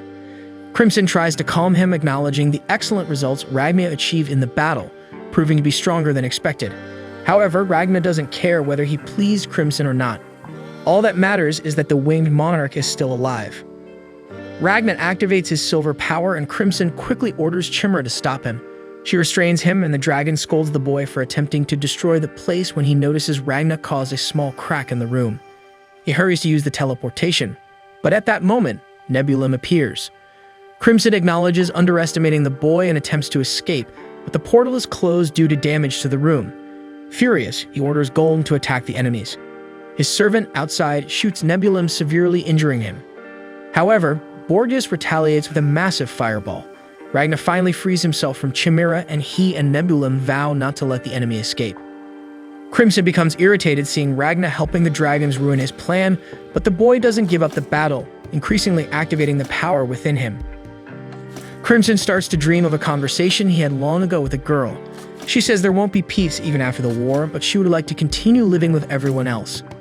A military training field in the northeast of Lys, a princess named Starlia Lys eats dragon meat, reflecting on the absence of dragon attacks. The major calls her and she goes to him. He questions the princess eating dragon meat, but she defends it as retaliation as dragons feed on people. A woman combs her hair while Major Isaac Stern explains that the teleportation circle they prepared underground attracted someone. The princess asks if it's a dragon, but he believes it's not, yet wants her to judge with her own eyes. They have captured Crimson, who, being taken as a prisoner, thinks about their misfortune of being expelled from the glow chamber and ending up in an entirely different exit than expected, blaming Ragnar for their situation. Crimson is taken to where Princess Stalia is. She welcomes him and asks for a detailed explanation of what happened from one of her men Fu. He reports drawing the magic circle, and two guys appeared suddenly. Despite this, there was no damage to the circle and their mission was unaffected. The princess finds humor in the situation but realizes someone else appeared with Crimson and asks where that person is. The Major explains he is in critical condition, not able to speak, but they confirm through a blood sample that he is not a dragon. Isaac allowed the boy to receive medical treatment in exchange for Crimson answering all their questions. Stalia decides to deal with Crimson first, asking him to eat a piece of meat as a sign of goodwill. Crimson is taken aback but can't refuse in that situation. After some time, he thanks her for the food and takes a bite of the meat. Later, the princess reveals that it's dragon meat she hunted herself. Crimson immediately vomits the food, thinking about how strange Starlia is. She was born without arms, but her eyes could sense the aura emitted by all things. Thanks to this ability, since infancy, she could move objects freely, controlling them with her power, even without arms. The first time she did it, she moved a set of cutlery, earning her the title of Princess of Cutlery by her people, who believe she's a miracle granted to the world by the sun god. The girl's fame is so widespread that half the world knows about her. At 6, she defeated 3 lower dragons. At 7, she hid her identity to compete in a combat tournament, which she won. By 8, she killed a horde of dragons, including 2 medium ones.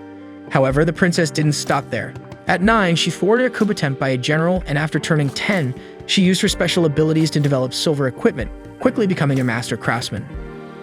Currently, at 16 years old, she commands the Argentum Court, a combat unit with equipment she created herself capable of killing even Dornia, a superior dragon. However, Crimson's hatred for Stalia is not related to her strength, but to the fact that she is extremely difficult to deceive. The princess states that she will begin the interrogation and asks Crimson to answer carefully because lies won't fool her. Stalia then asks who he is and how he arrived at that location. Crimson thinks that this is an opportunity to resolve the entire situation since he knows that the Argentum Court is planning to escape the country through the teleportation circle. They are being pursued by Ulto, Zora, and Terratectra, 2 superiors they cannot face, leaving only the option to flee. In this situation, their objective aligns with that of the dragon. The problem is Stalia's starry eye is receptive to aura, which contrary to popular belief doesn't mean silver but all life since all beings produce their own aura. It's challenging to deceive Stalia, who can see changes in aura accompanying the emotions of a being and use this ability to determine the sincerity of people. Crimson thinks that a good way to handle this problem is to include a lot of truth in a small act, though it's quite challenging. It's a way to deceive the princess. He thinks this situation is unfair as he's in it because of Ragna, while the boy sleeps like a baby. Stalia questions Crimson's lack of response, considering whether she should take it into account. He apologizes immediately.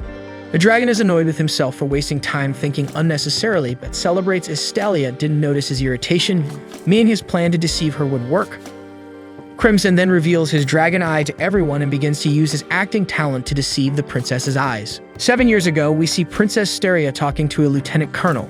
The man seems uneasy about the girl's presence and asks what she wants. The princess then says she wants to eliminate him, and that's exactly what she does, with a smile on her face as if it were a child's play. This was the story Crimson learned about her. As this incident was committed publicly, people thought the child was a bit crazy. However, after investigations, it was discovered that the man was an infiltrator from an enemy country preparing a coup. When asked how she knew, Steria simply replied that she only needed to look at a person to know if they should be eliminated. In the present, everyone is surprised by Crimson's dragon eye. Deep down, he knows it was the right choice because these people are familiar with magic. Many humans born or becoming mages have some non-human part in their bodies. In his case, the eye adds credibility to the lie. Faced with a woman capable of sending him to his demise if she suspects anything, there was no other way out of this situation. Crimson introduces himself as Krish Weiss, a mage who hides his identity and works as a pharmacist.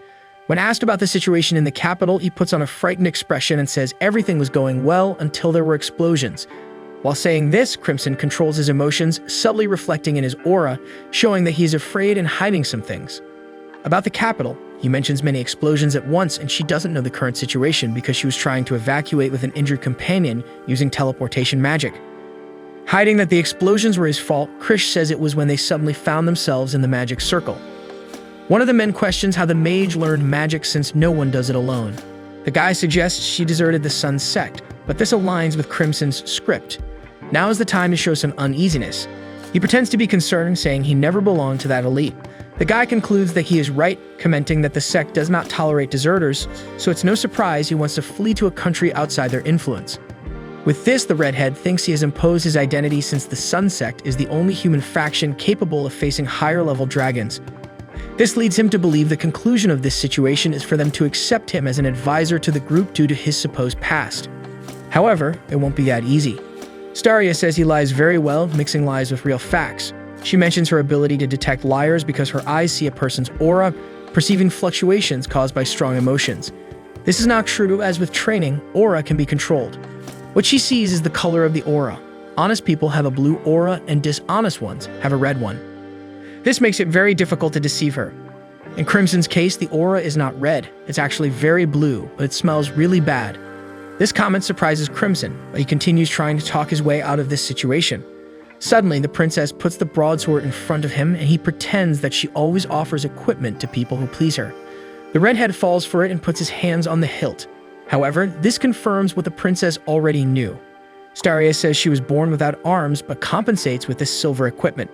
The power of the equipment allows her to see people's nature much better than with her eyes. As an example, she talks about the guard next to her, who looks too serious. But that's his true nature. He is too serious. It's so noticeable that it becomes transparent. As for the man in the back named Garm, the sword wolf, who taught the princess to fight, she sees that the sword and the man seem to be one, the result of years of training. With all this, she concludes that a person's true nature encompasses all their experiences and cannot be hidden. About Krish's nature, when she looked through the sword, Steria only saw death and darkness. Having said that, the girl asks how many people Krish has eliminated and also determines that the explosions in the capital were caused by the mage. Crimson tries to deflect, but it doesn't work. Also, there's no way to seek intercession from the princess's followers as they are entirely subservient to her. Steria prepares to attack, saying she is happy to have met this person and to be able to eliminate her. Outside, Crimson screams in despair, but inside he is fine because there's no way to die anyway. After the elimination, he can hide in their base and wait for the opportunity to escape with Ragna. Suddenly, when the broadsword is about to hit Crimson, Ragna appears and holds the blade with one hand. He says he won't let them take his prey and throws the sword aside. Despite not knowing what's happening, Crimson thinks Ragna has messed up something again. At this moment, the nerd wonders how the boy managed to infiltrate and notices Garm lying there. Out of nowhere, the princess also falls to the ground, completely astonished. While the governess tries to help her maintain composure, Ragna asks what Crimson did to the princess, but the redhead says this time it's on him. Anyway, the guy thinks he didn't do anything either. The truth is, the princess sees Ragna as a giant sword with arms and legs. This infuriates the followers and they attack, but for Ragna, it's not even a challenge. Steria is still impressed that he merged with the silver aura, a sign that he is beyond the peak of swordsmanship. Seeing how the princess looks at Ragna, the governess recalls when she announced the end of the detention after the incident years ago, and the girl revealed that she barely noticed the time passing while forging a sword on her own. While the girl boasts of having a talent for forging, the woman says the incident scared off all the princess's suitors. Steria doesn't care because she never intended to marry, but the governess has the duty to take care of the princess's education. She feels like she's training a wild animal. The truth is, when the girl gets married, she will receive a handsome reward and will be able to enjoy life the way she deserves, saying that the girl suggests finding an absolutely incredible suitor for her if the governess is so eager to see her married.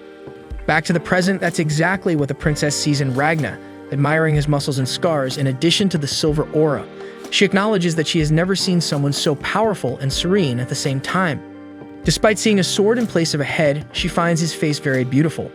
Blushing, the girl tries to ask the governess for advice, saying that this man is magnificent. The nerd thinks it's just a joke or that the man enchanted the princess. Crimson is also surprised. When Ragna tries to talk to the girl, she hides, thinking she was staring too much at him and that it might seem strange. She still seeks help from the governess, but the woman is also somewhat lost. Suddenly, the guy starts speaking like a caveman, but it's because he's just repeating what Crimson is saying in his ear. Thus, he ends up saying that he doesn't intend to fight and will follow all orders as long as no one else tries to eliminate the redhead. With that, the duo ends up in a cell. They take the opportunity to talk, but in Crimson's way, with his foot on Ragna's head. The redhead asks why the guy ruined his plan, and Ragna says he didn't want to escape because as long as Ultimacia lives, innocent people will continue to die, so he needs to defeat Ultimacia soon. Anyway, the redhead says it was time to escape and also mentions that Ragna messed everything up, destroyed his hideout, and now no one knows where Gollum and Chimera are. When Crimson asks how he plans to fix all this, Ragna responds that it will be by eliminating Ultimacia. Crimson steps even harder on the guy's head, who says it's starting to hurt. He then says he's just restoring the flow of his aura as Ragna exerted himself too much in the previous fight. Having said that, the guy thanks Crimson because when he recovers, he can return to battle. Crimson complains about the guy's stubbornness. Suddenly, Ragna asks about the slime. In fact, Crimson forgot about the servant but quickly reconstructs it faster than preparing instant noodles. The guy is confused but happy to see Crimson's face. He says it shrank and weakened because of Ragna, who apologizes. Now the question is where they are exactly. Crimson explains that it is a military base in the north of Reese, installed in the complex of a lost civilization. However, the residents are in a dangerous situation, and the explanation might discourage them from returning to the capital. Meanwhile, civilians complain about the situation to the guards. They want to know what's happening and want to see the princess. The truth is, these people were brought without explanation and are living confined. This could turn into a riot. The nerd says it was better to bring them to prevent them from falling into the trap of going to the capital. But leaving that aside, the nerd wants the other guy not to tell anyone about the intruders. It turns out that the mage the princess condemned to immediate death and the warrior who defeated Garm in the blink of an eye are too powerful and can shake the morale of the troops. The guy asks for payment for his silence, but the nerd refuses to bribe a colleague. Suddenly, another duo appears running to ask about Garm's defeat. It was him who told them when they found him crying in a corridor. Since Garm is the most powerful swordsman in the kingdom, losing to a young man must have been a big psychological shock. The shorter one, named Shin, gets excited to face the person who defeated Garm. The nerd tries to force them to make the reports before saying anything, but he doesn't have much authority with these guys. Suddenly, two blonde girls appear asking about the princess being in love with the intruder, and it seems that Ragna is the talk of the moment. The princess, on the other hand, is indeed thinking about the swordsman when the governess rebukes her with a slap. This is to show how distracted she is by passion, since she should have easily avoided the attack. Before admitting, the princess says the woman's muscles have atrophied her brain and compares her to a gorilla. The governess proceeds with another attack and tells the girl to admit it. Staria continues to compare Ragna to a sword and is surprised to be attracted only by a man's appearance. The woman says it doesn't matter the reason, the fact is that she found love. However, the Silver Brigade is powerful and managed to gather a strong group, uniting soldiers, guards, dragon hunters, mages, and assassins under the same banner, all because of the princess's leadership. Passion should not be harmful, but only if Staria does not neglect her responsibilities, as the world needs a figure ready to shine under this burden. Upon hearing this, the girl declares herself as such a figure. In the meantime, Ultimacia is having a vision in which she apologizes to the deity for being defeated. Soon, the girl transforms into her sister, asking why she wasn't saved. She wakes up from this nightmare and tries to use her time control power, but can only freeze for a few seconds. In the base the Silver Brigade gathers, Princess Staria requests reports from the blonde, Christopher, and the short one, Shin. They begin explaining that the dragons are acting strangely. There has been no activity until this morning, but it doesn't seem like they have malicious intentions. They got close to the dragons and noticed that the creatures wouldn't immediately attack if a signal were given. The twins remark that it feels as if the creatures are occupied and resembles a funeral. After careful thought, Staria suggests it's a good opportunity. She believes the dragons don't intend to let them escape, or they would have lifted the siege already. Some problem must have affected the higher-ranking dragons. She asks the girl with bangs, Majorca Abbott, how long it will take for the teleportation circle to be ready. The girl replies that according to Fu, it will take 1 day if everyone works themselves to death, but realistically, it will take 2 days. Upon hearing this, the princess orders them to finish in 1 day without anyone going to the base. She also declares that the country has already lost. On the first night, the capital and 5 more cities fell. No one knows how many citizens were devoured by dragons. The only option now is to escape with the 1,500 citizens gathered in this place despite it being shameful. It's a way to show the dragons they can't always do as they please. She concludes the speech with a motivational phrase. At this moment, the dew of prisoners arrives, with Crimson sarcastically praising the speech. With the princess mortified, Shin and Christopher confront Ragna, but the nerd tries to downplay the situation. He advises everyone to behave. Assessing the skill level of this group, Ragna concludes that there are people even stronger than Leo in this place. When the nerd asks about the guards of the cell, Crimson says he asked them to let them pass, and they kindly agreed. Getting straight to the point, the redhead says he would like to help with the escape plan. He knows the intention is to use dragon blood as a source of magical energy for teleportation, and despite being a solid plan, it won't work. He explains that the enemy's military power is much greater.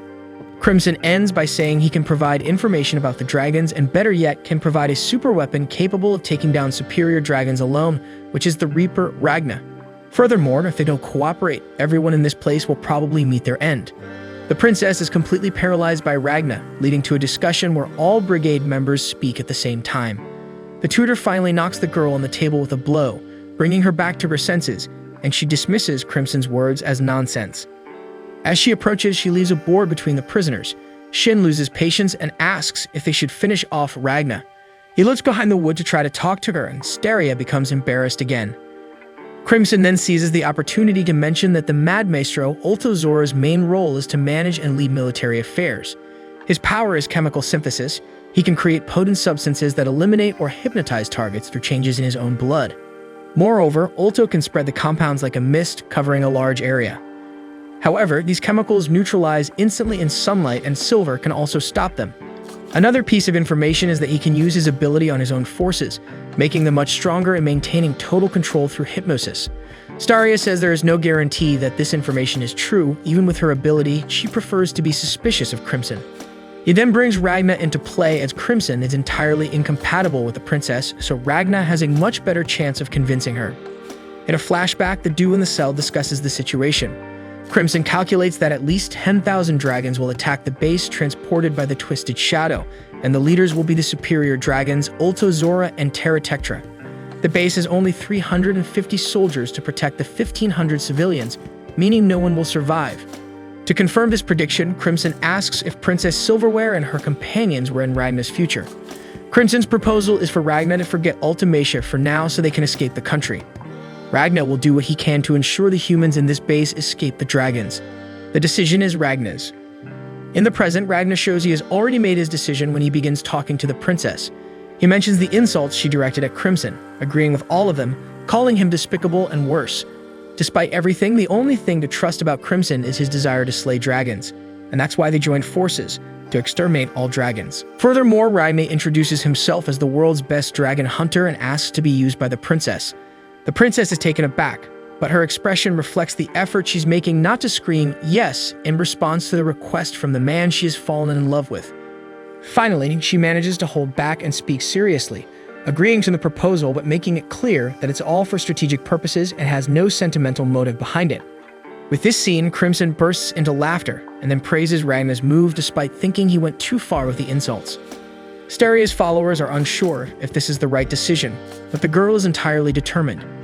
Crimson is excited to finish off these dragons and says he will modify the plan. However, Steria states that Crimson's function will be simply to provide information about the dragons, and she will be the one to plan everything.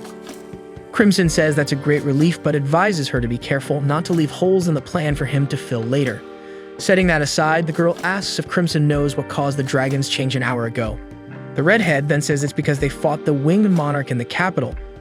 It's probably causing a commotion, making them run to the capital. In the meantime, Ultozora and Terratectra attack Bogios to inquire about the current location of the progenitor. We then see Ultimacia being visited by Woltakamui, who, with a head in hand, comments that she lost control of time and mentions the unpredictable power gained from another person. Ultimacia asks how he got through Nebulum, and he says Nebulum let him in without any issues. Then he extends the head for her to recognize him as the leader of the warriors who eliminated Troa. Woltakamui comments that the man wasn't very strong but had a good end. He wants to reveal the words the warrior said before being eliminated, but Ultimacia isn't interested in the last words of someone who met a cruel fate. Woltakamui, who sees no value in anyone, says the man was weak but remained a dragon hunter until the end. Anyway, since she doesn't want to know, he decides to keep it to himself. Suddenly, he grabs a sword and offers it to her, saying he took it from one of the dragon hunters.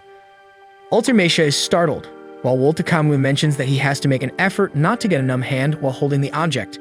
The monarch asks him to remove the sword, but he is so persistent that without realizing it, she takes the object and delivers a strike, leaving a vertical silver mark. He then comments that she is holding the sword. Upon realizing this, Ultimacia feels the chill of the object and immediately lets go. Now Woltakamui begins to talk about the reason she can no longer control time, a simple thing. She lost it in her heart. He explains that magic is a way to change the world and requires 3 things: magical power to create change, a process that gives direction to the change, and confidence to control the change after it has occurred. It's a mental block, and he suggests that she probably visualizes the enemy mentally when trying to use the power. The monarch mentions that the enemy could move even when she stopped the world. Woltakamui confesses that he doesn't know why the opponent didn't stop, but the reason she can no longer stop the world is that she lost it in her heart. It's basically trauma. Hearing this shocks Ultimacia, who wonders what she must do to regain the use of time control magic. Woltakamui then responds that she needs to forget the fear, giving the example of the sword that frightened her but that she suddenly took without hesitation to attack him. At that moment, the monarch forgot about the fear because of the anger she felt. Despite the explanation, she says it's not that easy when it comes to this trauma. Thus, Woltakamui tells her to command him to destroy the source of her fear. Ultimacia is silent, while he insists and asks what she wants him to do until she decides not to give that command. She determines that losing the ability is simply her personal failure, so she cannot use her greatest weapon, Woltakamui, to regain the power. Now the priority is to destroy this country, so that the world can be shaped according to God's will. This is her only function as the winged progenitor. With this, Woltakamui tells her to say what she really wants, which is revenge. The monarch is a bit confused, and suddenly, he puts her in bed and says he will tell her what he really wants first. He says he is furious that someone tried to eliminate his woman while he was away. Ultimacia then takes the sword and hits him again because of the bold comment. Enraged, she continues attacking and says that if he doesn't intend to listen to her, he can go fight. However, he says he wants to fight under her orders. He won't lower himself because she's the progenitor or worship her like a saint. He only sees the monarch as an unbalanced woman who he follows by his own will, not caring about divinity or loyalty to their lineage. Ultimacia can act however she wants with him, whether furious, childish, or dramatic. He will always endure and remain by her side. As for the progenitor, she doesn't think she can allow that, as she has duties to God and the lineage, besides the people they exterminated. Obliterate takes advantage to say that his interest is in hearing what she wants him to do. The monarch starts crying and ends up asking for their heads, as she can't stand this situation anymore. She doesn't find it fair that they are still alive after the suffering they cause. So that's the order. She really speaks like an unbalanced person. Obliterate takes the sword and squeezes it so hard that it breaks, finally saying that her wish is his command. Badu leaves the room to Nebulim's joy. Zora, already on site with Terra Tectra, receives a hug from the progenitor. She takes the opportunity to ask if Nebulim is okay, still thinking that Obliterate used brutality to get in. While the two argue about what really happened, Nebulim confirms that he let him in without any issues since, in that state of the progenitor, only Obliterate could help. Meanwhile, Obliterate himself remembers the hunter saying that the Reaper would come after him. This gets him excited to fight Ragna because when they face each other, it will be a deadly battle that will go down in history. So, Ragna infuses the sword and hands it over to Princess Starlia for a test. She asks Ike to strike the weapon with his sword, but he only manages to crack it in half. Everyone around is astonished by such resistance, and Christopher comments that it was indeed a surprise. With that, we see Crimson placing hands on Ragna's shoulder, asking the boy to witness what this sword can do, as it was only infused with a bit of silver. The princess asks if this effect lasts for a long time, and the protagonist explains that it diminishes as the sword is used. The power of silverine tends to deteriorate weapons it touches over time, but due to the high quality of this particular sword, the princess won't need to worry about that. Starlia responds that of course the sword won't break because it's one of her best creations, and she adds that his silverine is decent enough. Hearing the conversation, Ike comments that at least the boss learned to talk like a human with this kid. Starlia defends herself, saying that she's only saying these things for military purposes and that it has nothing to do with any kind of sentiment. And Ragna, not understanding anything, just says okay, while Ike says that's a bizarre way to deal with it. So the princess decides to bring all the weapons to Ragna. After that, the enemy jumps to March 8th, where Ragna is training with the Silver Brigade, facing various opponents from the battalion. As Ragna defeats his opponents effortlessly, the others become increasingly furious. Despite winning without any effort, he questions if it's really worth training with infused weapons, recalling that Crimson once advised him to save half for personal use and the rest for infusing the corporation's weapons. Moreover, he said that Ragna won't use the silverine battle arts in the next battle because nothing good could come from it. Ragna acknowledges that he's not in the best physical condition, but it's not like he's disabled or anything. Since he has to face numerous dangers alone, why couldn't he use this ability? Speaking of things he doesn't understand, he wonders why all these people are attacking him with such anger when he hasn't done anything to make them nervous. Meanwhile, one of the members of the Princess Cutlery Appreciation Club is in tears, wondering what the commander sees in that stupid boy. Over time, more people become enraged with Ragna, while he just wants to end it quickly and return to his cell. Until Shin Cutlass, the chief swordsman, appears. Full of arrogance, he approaches Ragna, boasting that he's not like those amateur swordsmen. However, he is quickly defeated with a single blow, and a second later he's lying on the ground like a rotten banana. Interestingly, Ragna recognizes that the opponent was strong since he couldn't even infuse silver against him. And within his mind, he reflects that this Shin guy is on the same level as Leo, if not a few levels above. Embarrassed by the defeat, Shin runs away from the fight in tears, shouting that he doesn't need Ragna's pity. At that moment, Majorca Abbott is in the circle, egging on the next person to enter the ring, until someone punches her on the head to make her stop talking nonsense. In an isolated corridor, Christopher scolds the two warriors sitting down for being advanced swordsmen crying like children. Shin gets annoyed and says he's not crying, but Christopher continues to provoke. So the dual-sworded boy tells the blonde to go into the fight since he's so good. Calmly, he replies that he has already lost and received his silver-infused weapon. After all, powerful warriors need powerful weapons. With his new equipment, he feels like he could cut a superior dragon like butter. To mock the man, Shin responds that there is a big difference between being strong with a strong weapon and becoming strong just because of it. But Christopher doesn't let it go and says he knows what the boy is feeling because Ragna is extremely powerful, even at such a young age, stronger even than the commander, making Shin feel the difference between effort and natural talent. Shin threatens to yell, but Garm Ulban interrupts the discussion and states that Ragna doesn't have natural talent. In fact, it's the opposite. Despite their brief fight, the old man felt that this defeat was Ragnar's greatest achievement in training a man without talent, and that this feeling is unmistakable. Then the blonde discovers the reason the old man is sad because he thought it was because the princess had fallen for that boy. The old man, even sadder, recalls that this is painful too.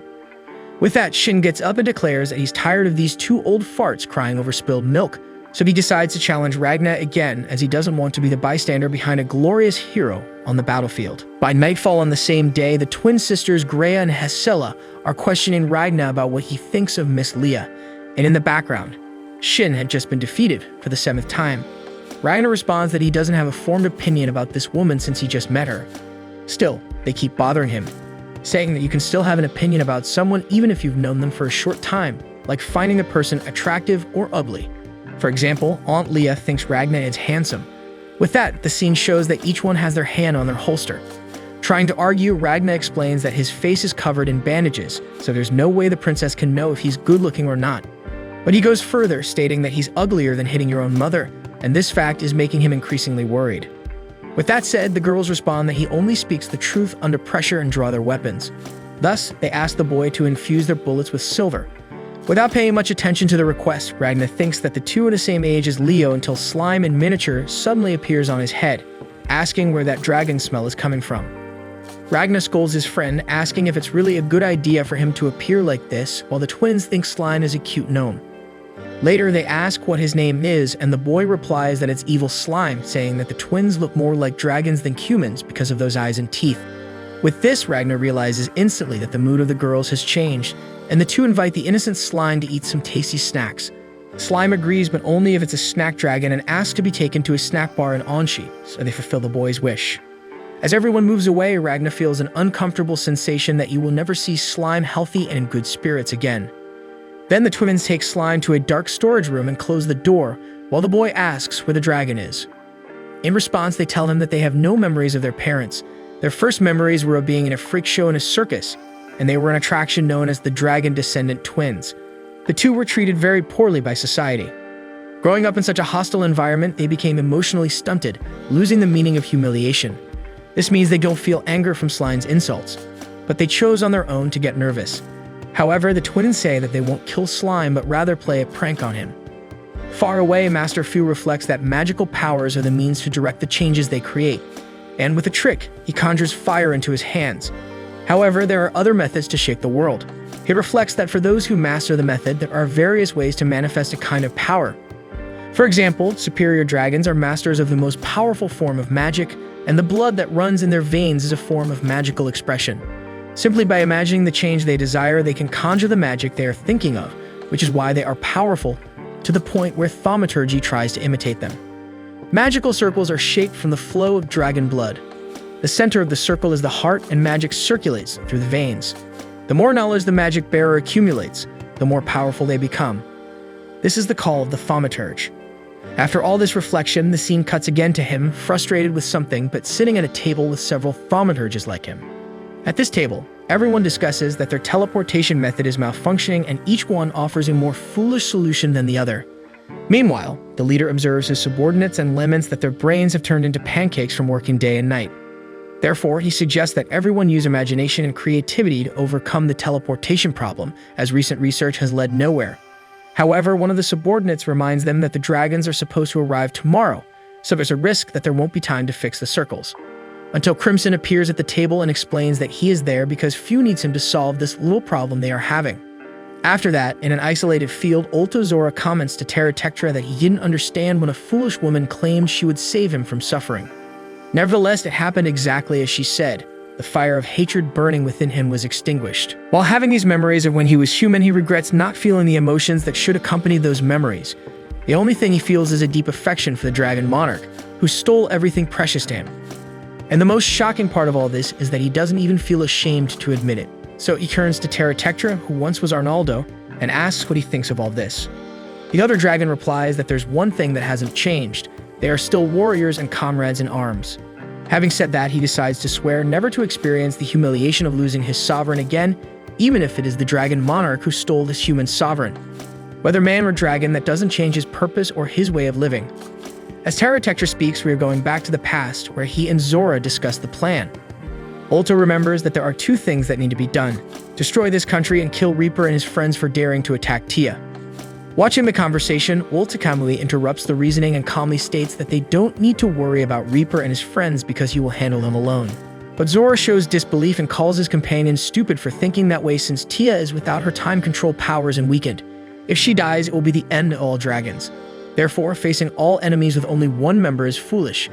But Kamui remains confident, and while insulting Zora as stupid and other things, he responds that he doesn't take orders from him and reminds that the queen asked him to deliver the heads of the enemies. Then Zora turns to the monarch and asks if this is really true. Ultimacia regrets and confesses that she gave that order but starts to back down, causing Wolt Kamui's revolt. The second in the lineage asks the princess if that heated discussion they had in bed meant nothing, and the princess, embarrassed, responds that she wasn't in her right mind at that moment. Zora interrupts and asks what kind of talk that is, and Wolt Kamui retorts that he doesn't owe an explanation to any old witch. Interrupting the fight, Nebulon comments that they don't need to look for the enemy because they will come to them. Zora asks how he knows that, and the boy responds that it's just a battle intuition. As he speaks, memories of his fight against Ragna invade his mind, making him affirm with hatred that he will protect the princess at all costs. To provoke, Zora praises the boy's courage and comments that he has finally become a little man. Shortly after, he points his finger at Kamui's face and shouts that he should follow the same example. Kamui doesn't like it and calls the other a gothic witch, starting another fight between the two. Ultimacia interrupts the discussion and asks if Kamui and Nebulum stay, who will destroy the country, since fulfilling God's determinations is more important than her own life. Boldly and shaking his silky hair, Zora says to leave it to him, but asks the queen to understand that he no longer intends to be merciful with humans. The original plan was to gather as many humans as possible in the capital and have Nibu's barrier erase them all without suffering or fear. After doing this in the capital, they would move on to the next city and do the same. But this would not be possible without some dose of violence. Convinced by the argument, Ultimacia decides not to question the methods of the lineage. From then on, it was without mercy. This response satisfies Zora, but he continues to recite the plan, saying that they should order the 40,000 inferior and median dragons in this country to attack the enemies. However, to calm his commander's anxiety, he says that despite everything, control will be maintained through a medial dragon. Then he declares that he and Tara will deal with the Princess of Cutlery and delegates Borgias to lead the dragon squadron as long as he doesn't kill everyone, because they need to find out who attacked Tia. Having said that, Kamui asks if they are forgetting something. Then he supposes that perhaps Reaper is working with the Argentum Corps, but Zora replies that if that's the case, he will call Kamui, and the guy needs to appear at the speed of light. Meanwhile, Borgias reflects on how half of his lineage went down the drain, but the remaining members are all reliable and capable of protecting the progenitor today and always. Until Zora turns to Tara and asks him to join the discussion, then the dragon completes that they must see themselves as members of the progenitor's body, and none of these members can be missing under any circumstances for her health. Having said that, he laments that the lineage has already suffered a huge humiliation by losing half the group and demands that none of those present die under any circumstances. And above all, that everyone fulfills their mission. In a warehouse, Princess Starlia demonstrates a magical technique that forms a cage from silver pieces. This technique is supposedly effective against dragons, making it difficult for them to move around. Putting that aside, Ike takes the opportunity to ask the princess for her opinion on what Krish Weiss said about defeating 3 of the superior dragons at once and battling the monarch dragon in the capital. Upon hearing this, the princess mentions Ike's vision problem metaphorically, stating that everything Krish said is clearly a mix of truths and lies. Therefore, one should not be distracted by non-essential information. Ike accepts the advice but reveals that there's something he can't ignore: what the redhead said about the superior dragons once being human and gaining their powers through the monarch's blood. According to Crimson, even Zora and Terratectra were once famous human warriors.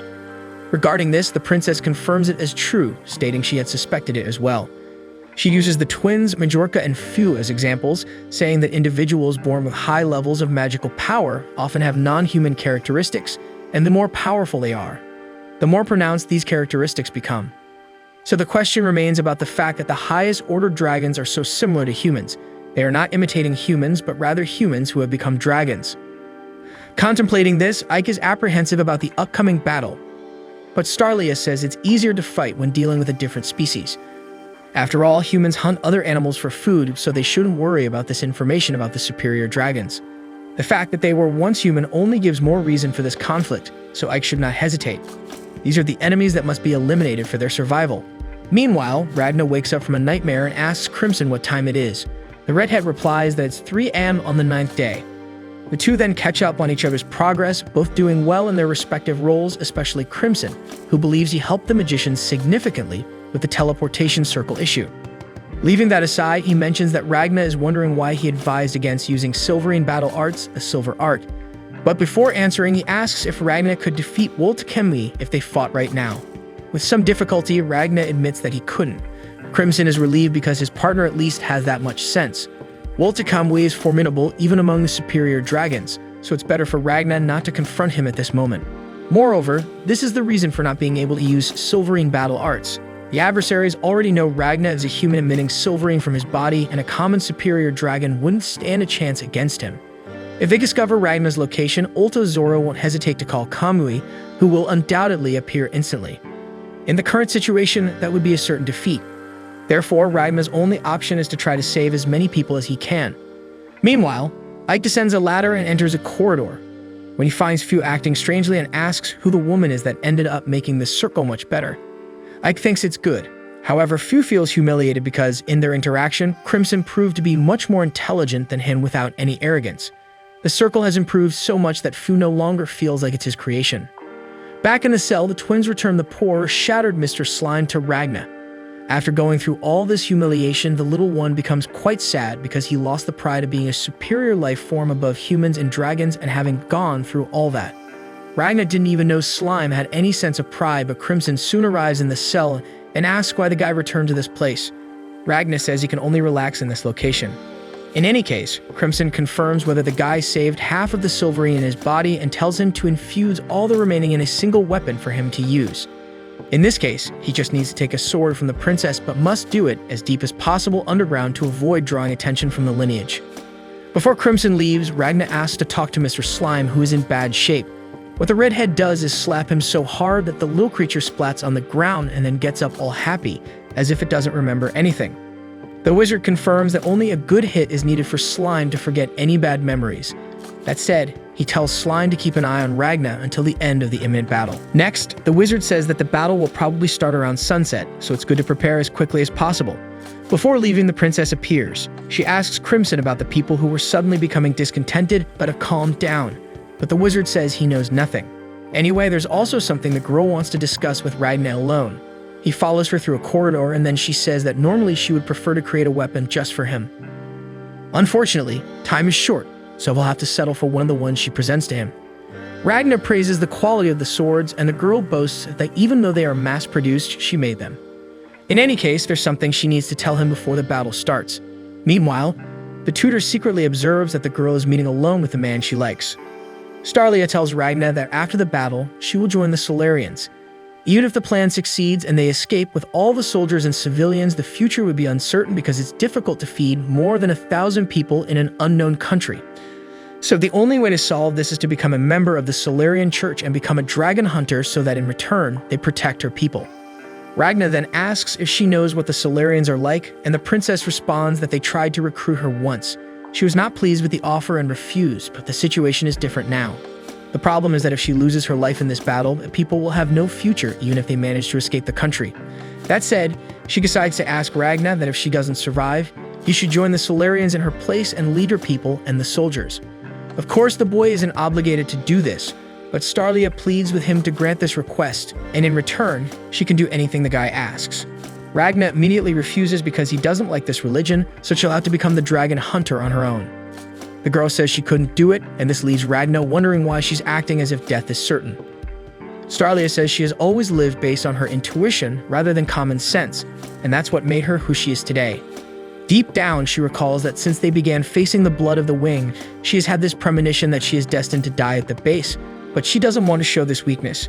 Therefore, she says that as a commander, it's natural to prepare for this kind of situation. Now changing her stance, the princess becomes more authoritative, abandoning the desire to make him like her. She points her swords at the guy and comments on him, saying that she could use him. So the guy is her subordinate in this battle and must obey her. With this, Ragna thinks about how incredible the princess is. During battles, he rarely thinks about dying at the base, and when he does, He imagines that it would be okay if it happened. The princess, on the other hand, is fully prepared for the worst, making him see her as much more capable than he is. And finally, as he always wanted people like her to survive in his place, in response, Ragna uses Silverine's battle arts, putting the rest of his power into the three swords, and says that Ulto Zora, Terra Tectra, and the dragon army will perish before his blades. Almost crying, the princess suddenly flies away, leaving Ragna confused. The tutor asks what's happening, and the girl says that her swords are completely unworthy in the face of his effort. With all this, and after the compliments, the girl feels completely humiliated, but this increases her determination not to kick the bucket so soon, to still get stronger and forge great swords. When the dragons start to appear, the citizens of the capital wonder why the creatures are coming out of the royal palace, and soon the attack begins. For some reason, the soldiers remain motionless and then start firing at the population. It turns out they are all under the control of Ulto Zora. Even the sword-wielding hunters end up being hit. From the people on the ground, red lines of energy begin to rise to the sphere of the Borgias dragon, which has already started to regenerate its body. Through a vision beyond reach, the progenitor observes the entire massacre with a sad face. She remembers Borgias' request to feed on these humans, and that about 500,000 would be enough, but all of this would be so he can give his own life for the progenitor. Besides, Nebulin would take on the role of commanding the beasts, a good opportunity for him to gain experience. Anyway, the ancient dragon knows he won't live for much longer, so this is a chance to use the remainder of his life for the monarch. Moreover, after surviving the madness of the ancient monarch and the destruction of the lineage, Borgias lived only with the desire to see the lineage restored, and this wish was fulfilled by the progenitor. With this, Woltakemui appears totally insensitive and says to let the old man do whatever he wants. He even supports this line of thinking. Back in the present, at the base, the sun is already setting and the Silver Brigade is gearing up for the arrival of the enemies. With a few words from Ulto Zora, tentacles emerge from the ground, and the princess realizes that the barriers she had placed in the earth have been broken. Despite it being a massive attack, she believes the base can withstand it. However, at that moment in the sky, Terra Tectra appears in its dragon form. It begins to descend, and Starlia is on the verge of despair, but she remembers a tip from Crimson to counter this attack. The impact causes minimal damage, while Ulto was certain it would explode the cliff.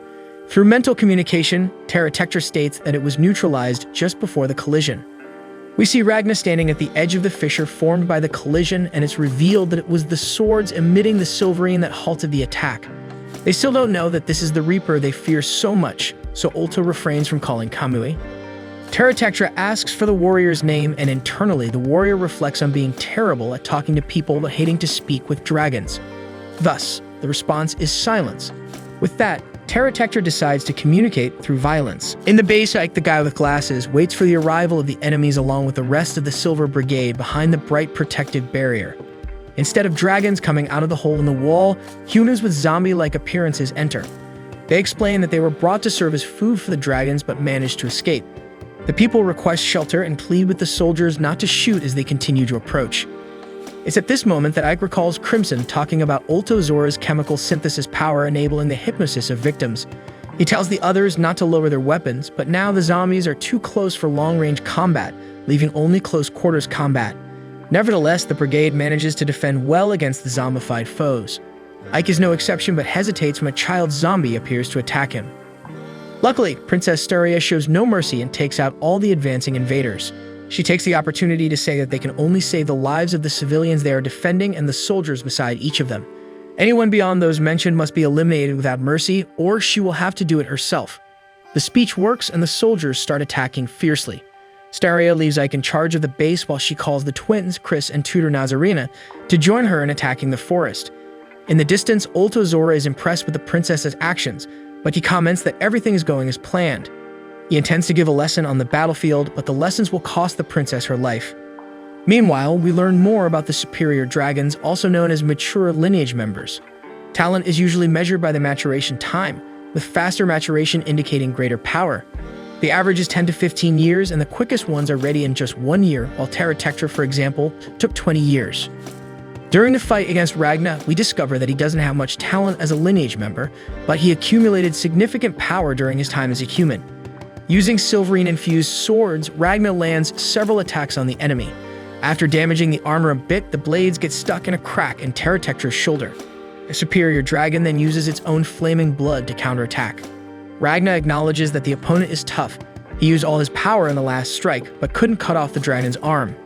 Terratectra praises the human's strength, but Ragna refuses the admiration.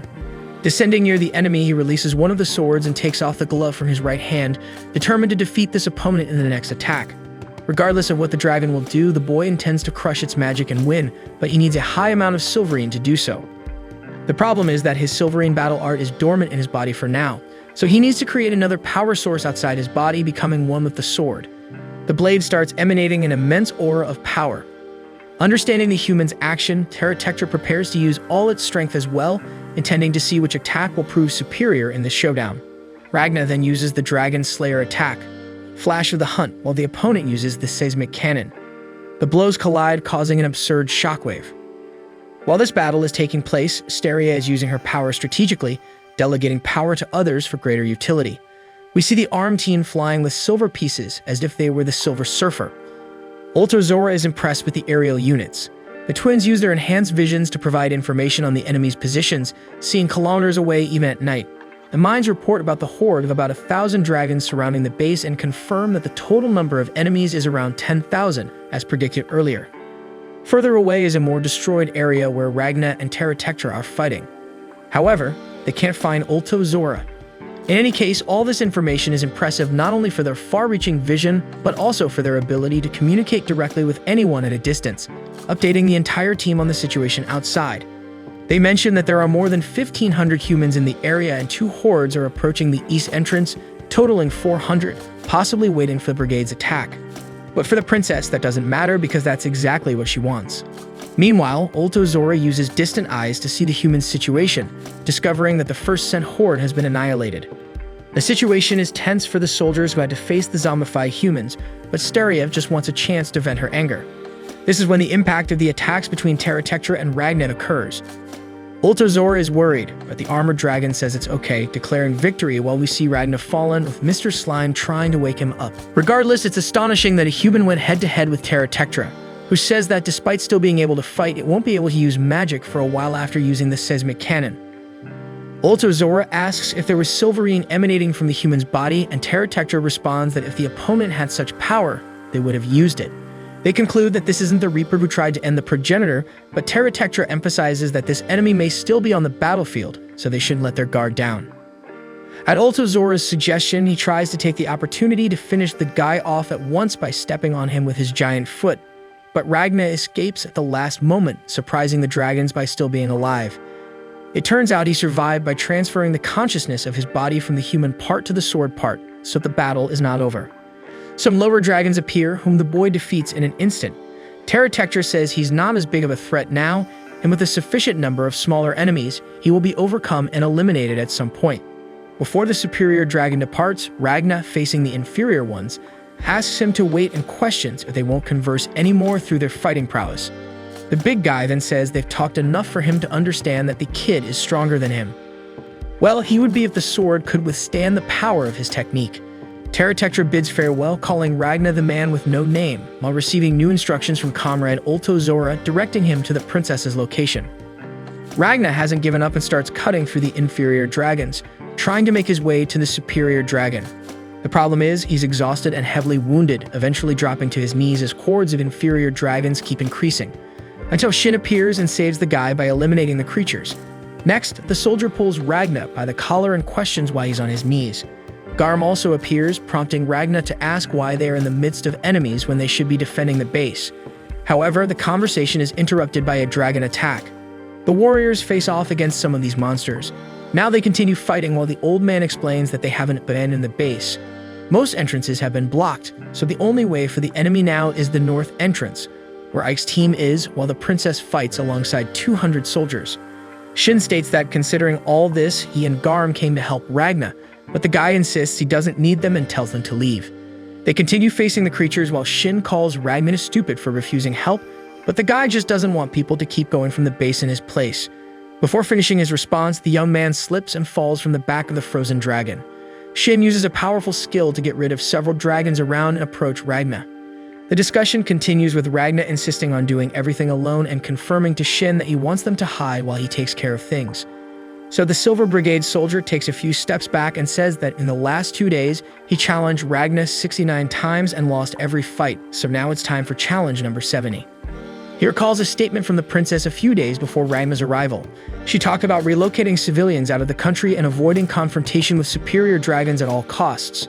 Shin protested because he didn't want to flee the fight, stating he would eliminate as many dragons as possible because he wasn't afraid of losing his life in battle. However, Steria asked how many dragons he would defeat. He wasn't sure, but it would be as many as he could. With that, she asked if he could take down a superior dragon. This left him astonished, and she continued, saying that no matter how many weak dragons he defeated, it wouldn't make a difference. What she needed was to deal with the superior dragons. If she could, she would barbecue those creatures, ending with a punch, stating that he talks too big for a short guy. She had mentioned he's still in the growth phase, so she said he could prove that if he survives this situation. The princess then addressed everyone, saying that after the escape, she would join the Solarians using their power to end the winged lineage and would need those soldiers by her side when the day came, asking them to follow her in this plan. Still in flashback mode, half a day passes and everyone thinks about what the princess said. Shin talks to a soldier named Hugo Robles, who says he has family in Donapieru, the first city attacked by dragons. It might be too late, but he has to go back there, so Hugo says that Shin must become the new master swordsman, even though the boy hasn't said if he'll stay or not. Hugo says that if he wants to become stronger, he needs to survive. With that, 120 of the 470 force members decided to stay in the country. In the present, while fighting with Ragna, Shin wonders if they are still alive and if they managed to protect something. He can't know, and in fact, it doesn't matter because he chose to escape. When a short guy finally surrenders to Ragna, the score changes to 69-1, marking his first victory. Then he pulls the guy by the hair to say that this is their battle, between those who chose to flee to survive and the dragons wanting to exterminate them. No matter how strong this guy is or the reason he fights, he can't just show up later and act like a big hero. Ending the conversation, the old man has already cleared the area around them. He starts boasting about wanting to get stronger, but Mr. Slime draws their attention not to lose focus because the eruption dragon escaped and they need to go after it. So they walk away, with Shin planning to hunt and eliminate the 5th seat of the lineage. Meanwhile, the princess creates a cage of magic barriers, questioning if Ulto Zora thought he would have an advantage in the forest where she can simply turn the forest into her territory. The twin is warned that the ground dragons have retreated and no aerial shooter was lost. On the ground, damages were minimal, and the soldiers remain willing to fight. With this small victory, the magic circle is doing well, mainly because they added a vertical dimension to level everything. For the princess, the biggest advantage is that they don't need to win, just survive to gather enough energy from the defeated dragons to use in the teleportation magic. The problem is that Ulto Zora has analyzed the princess well, both her extraordinary actions in this battle and what has been recorded about her. The dragon knows that she wouldn't risk the citizens' lives in a senseless battle, so he has figured out her intention, which is to use the magic absorption circle to take the energy from the eliminated dragons and use it for teleportation magic. Ulto Zora knows this because when he was part of the Solarians, they were studying how to use dragon energy in combat, and now he's seeing the studies being successfully implemented. In short, he knows exactly the human's plan. Princess Steria possesses an incredible ocular ability. It's not any Byakugan, but she can perceive the aura emitted by all of creation. Dragons, however, lack this aura, but that doesn't mean Steria can't recognize these creatures. She perceives them as dark masses, contrasting with the natural brilliance of the world. Thus, she can identify the dragons. The problem is that the forest she's in has become draconic and everything around has turned completely dark. In this place, the princess can't perceive the movement of the dragons. As a result, the movement of people under Ulto Zora's control made her realize something was wrong. Steria notices a strange pattern in the movement of zombies and quickly understands that it's not random. The superior dragon already knows that only humans can be teleported within the magical circle's area, at least that's how he interpreted it. So the strategy is to have the zombified humans fill that area to increase the magic needed for teleportation since, in a way, they are still human. Thus, the princess's strategy is compromised for now. Despite these adversities, the princess prefers not to act clueless and remains resolute. An unnoticed dragon attempts a fire attack, but Steria uses a magical barrier to protect herself and her followers. Nevertheless, the power is impressive because it comes from a dragon that has lived long enough to become experienced. These inferior and median dragons can learn some of the spells of the mature dragons that created them. The princess asks if the Smekbers can aim from above, but the aerial support is occupied with several small tornadoes created by other dragons. To Ulto Zora, mature dragons are the perfect pawns of the lineage, as dozens of elite hunters would need to unite to defeat just one of them, and at the moment, they have about 40. The superior dragon feels quite content with this situation. The advantage is clear. When Steria tries to attack a nearby enemy dragon, another smaller one uses a barrier spell to stop the attack. This protective barrier doesn't allow anything from outside to pass through, but it allows anything from inside to pass out without any problem. Meanwhile, Obliterate calculates that the magic absorption area of the circle is 2 kilometers, something that surpasses the magical capabilities a country like this could normally create on its own. Therefore, it's clear that there is something more behind all of this. The superior dragon recalls Nebula mentioning not seeing the face, but there was a woman with white hair and a black dress who used a magic perhaps more powerful than his own barrier magic. Despite being in the advantage, Obliterate is not counting on victory yet because several things have happened beyond expectations, and the tide can turn in an instant depending on what might happen next. After all, even if the battle is won, it would be a defeat for them if the princess escapes. There's the possibility of her realizing that there's no chance of victory and abandoning the civilians, activating the teleportation magic.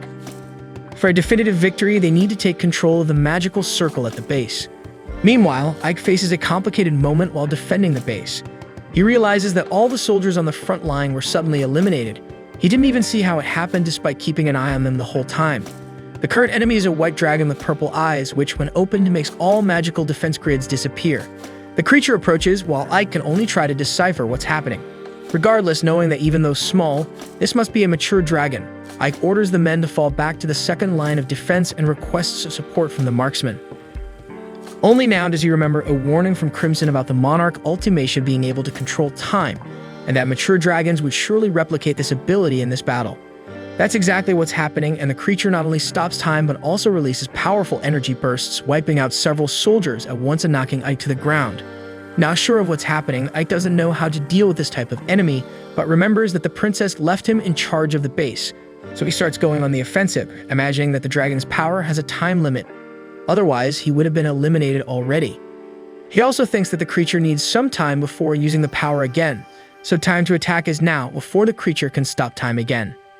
After a leap, Ike uses the sword to defend against some energy bursts and almost lands a precise blow, but the dragon manages to dodge, leaving only a silver mark on its shoulder. Before the monster stops time again, Crimson confuses it, appearing out of nowhere and making the creature think he is the monarch. The mage throws a spherical grenade in the air, and still confused, the dragon decides to stop time. But this turns out to be its worst mistake, since as soon as time stops, the magical grenade activates, emitting a good amount of sunlight, burning the dragon completely. With the creature eliminated, time starts passing again, while Ike and the others are confused and somewhat blinded too. Crimson explains the magical grenade, which is a weapon that emits accumulated sunlight, but this one was modified to explode automatically when it detected that time had stopped. And that's precisely what makes it so effective, because with time stopped, the dragon continues to be burned by the sunlight, as a normal grenade would just explode and end the effect immediately. The agony prevents the creatures from thinking straight, and they end up not being able to process what's happening. Crimson then mentions that to defeat an enemy that stops time is necessary to turn the static world into an unbearable hell. At least that's the simplest way. At this moment, Ike notices other people on the scene, who are the 1,500 citizens who were under the brigade's protection. They told Crimson that they didn't want to stand still while the soldiers fought alone, so the mage felt touched and equipped them with weapons. But of course, with this redhead, there's always something behind it. These people are hypnotized, and Crimson does the same with Ike and the other soldiers so that they think everything is fine, because the mage already knows that Obliterate has figured out the teleportation plan and placed the zombies in the circle area to double the amount of magic needed. Therefore, for Crimson, the best way out is to have the hypnotized face the zombified to reduce the number of humans in the effect area. Meanwhile, the 13th member of the lineage Urshgorun is tearing down walls in an attempt to bypass the barriers on the way to the base. However, he can't succeed, so he starts shouting in frustration. Unluckily for him, the noise bothers Fu, who is dealing with stress due to insomnia. Fu prepares to launch an attack while recalling the conversation with the princess about needing nearly 18,000 lesser dragons to activate the magic. The number is concerning, but the guy explains that defeating medium or mature dragons would bring dozens or even hundreds of times more magical power to the circle. Finally, he informs that he will take a nap when the fight begins. Having said that, in the present, Fu defeats Urshgorun in the blink of an eye, using the power of his right arm, and absorbs all the dragon's magical energy. He feels satisfied for having taken down this enemy before losing control. The problem is that Majorica and the others start beating him up to regain consciousness, claiming that he had lost control of his arm. Apparently, it was just Majorica's plan to get rid of her colleague and take his place in the hierarchy. Meanwhile, Crimson is impressed with Fu's power and gains significant interest in the brigade, wanting to take control of them with minimal damage. At this moment, the roots break down a few more walls and civilians defend themselves with the weapons provided by Crimson. Few is confused by the presence of civilians and the weapons, but Crimson is more concerned about the pressure from the forest that is beginning to overcome the princess's barriers. They need to strengthen the magical circle's defenses or it will be the end for humans. In the forest, the battle continues intensely. The twins face the wind powers of the dragons and some of the shooters are knocked down. Meanwhile, down below, the little dragon who created the barrier is quite happy with the situation. However, the shield is soon broken from above, and the creature begins to worry until being heavily struck by a warrior. At this moment, Zora realizes there was a miscalculation.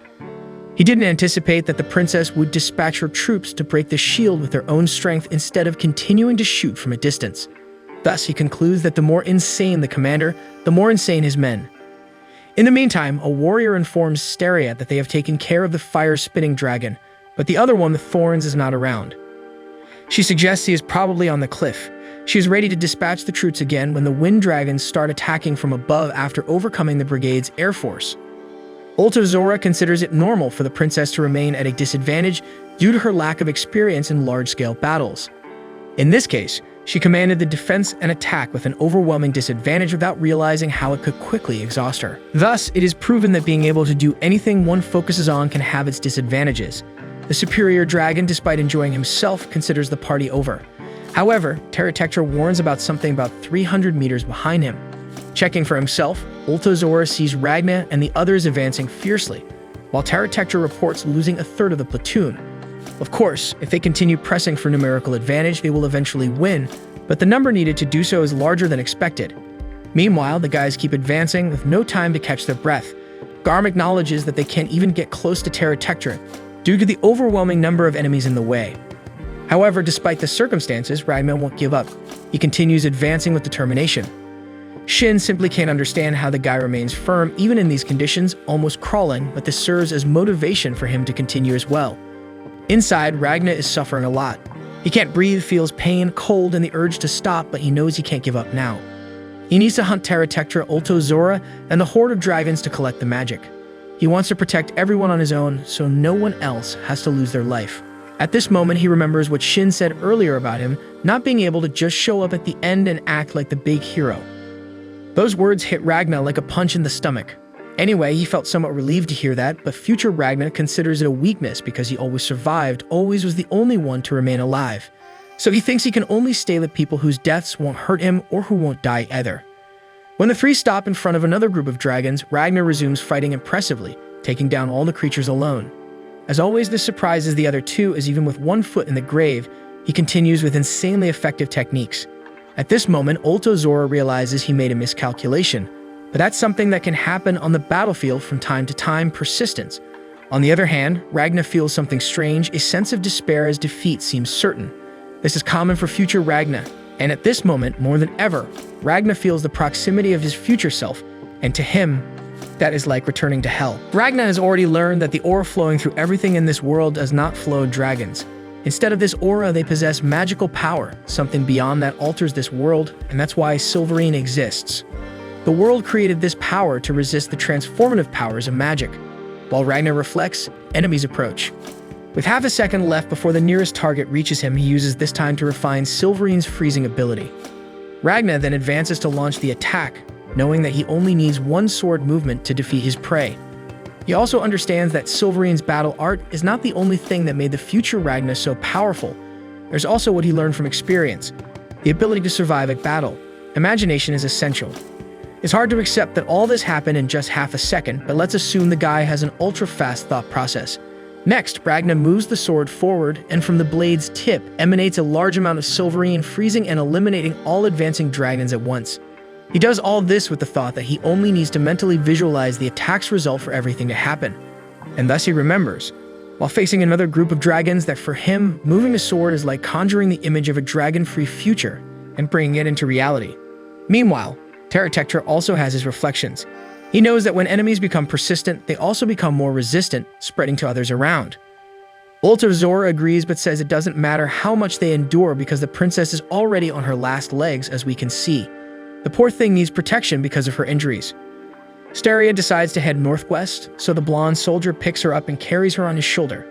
Besides knowing the princess's condition, Ultozora reveals that he sent Platinum Tyra to attack the base, the one that stopped time, but he can no longer communicate telepathically with her, and Terratectra is also not hearing anything from Goron anymore. Ultozora wonders if they were defeated while receiving information about the air squadrons being shot down as well. The most impressive thing for him is the base defeating the 13th and an elite mature dragon so quickly. Confirming that there are 5 minutes left for Terratectra's magic to recharge, Ultozora determines that this is the time the brigade still has to survive. He says he will deal with the soldiers outside and the ones who brought down the air squadron and asks his colleague to notify when he's ready. Terratectra asks if the companion is really aware of this situation because normally he wouldn't need his help to have a complete picture of the battlefield, and he may be rushing things. Anyway, the big guy's concern is for the princess and her men, so Ultozora reassures him, saying he will handle her. Meanwhile, Ragna makes a small mistake and sees that the last attack's effect was very different from what he imagined, so he needs to adjust the attack's form. The problem is that Shin suddenly appears and finishes off this dragon. Ragna is confused until Shin warns that he's helping. Out of nowhere, Ragna says the short guy is right, remembering that he told him not to act like a hero, and he was right about that too. He concludes that he shouldn't stop anyone who wants to hunt dragons and then apologizes, saying that Shin can fight as much as he wants while he will protect him as much as he wants. This still sounds a bit off the short guy, but Ragna says that fighting together means covering each other's weaknesses.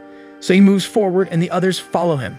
Ragna is internally fighting to overcome hell because for him, the more he experiences desperate situations like his future self went through, the more he adapts to it. Therefore, he wants to overcome this hell to gain the power he has in the future. Shin, on the other hand, doesn't like Ragna's abyssal power, nor that he hid it until the final minutes, but what he likes the least is getting excited like a child with any sign of approval from him. Meanwhile, Garm already interprets that Ragna did not have a power growth. It's more like the dormant instincts of a formidable warrior are gradually being recovered. As he suspected before, this guy's powers were refined for a long time, and what can be taken from it is to observe and fight together to absorb and learn what is missing for his technique. In the midst of this battle, Mr. Slime remembers that Crimson only said to keep an eye on the idiotic human, so it should be a problem to eat dragons in the meantime.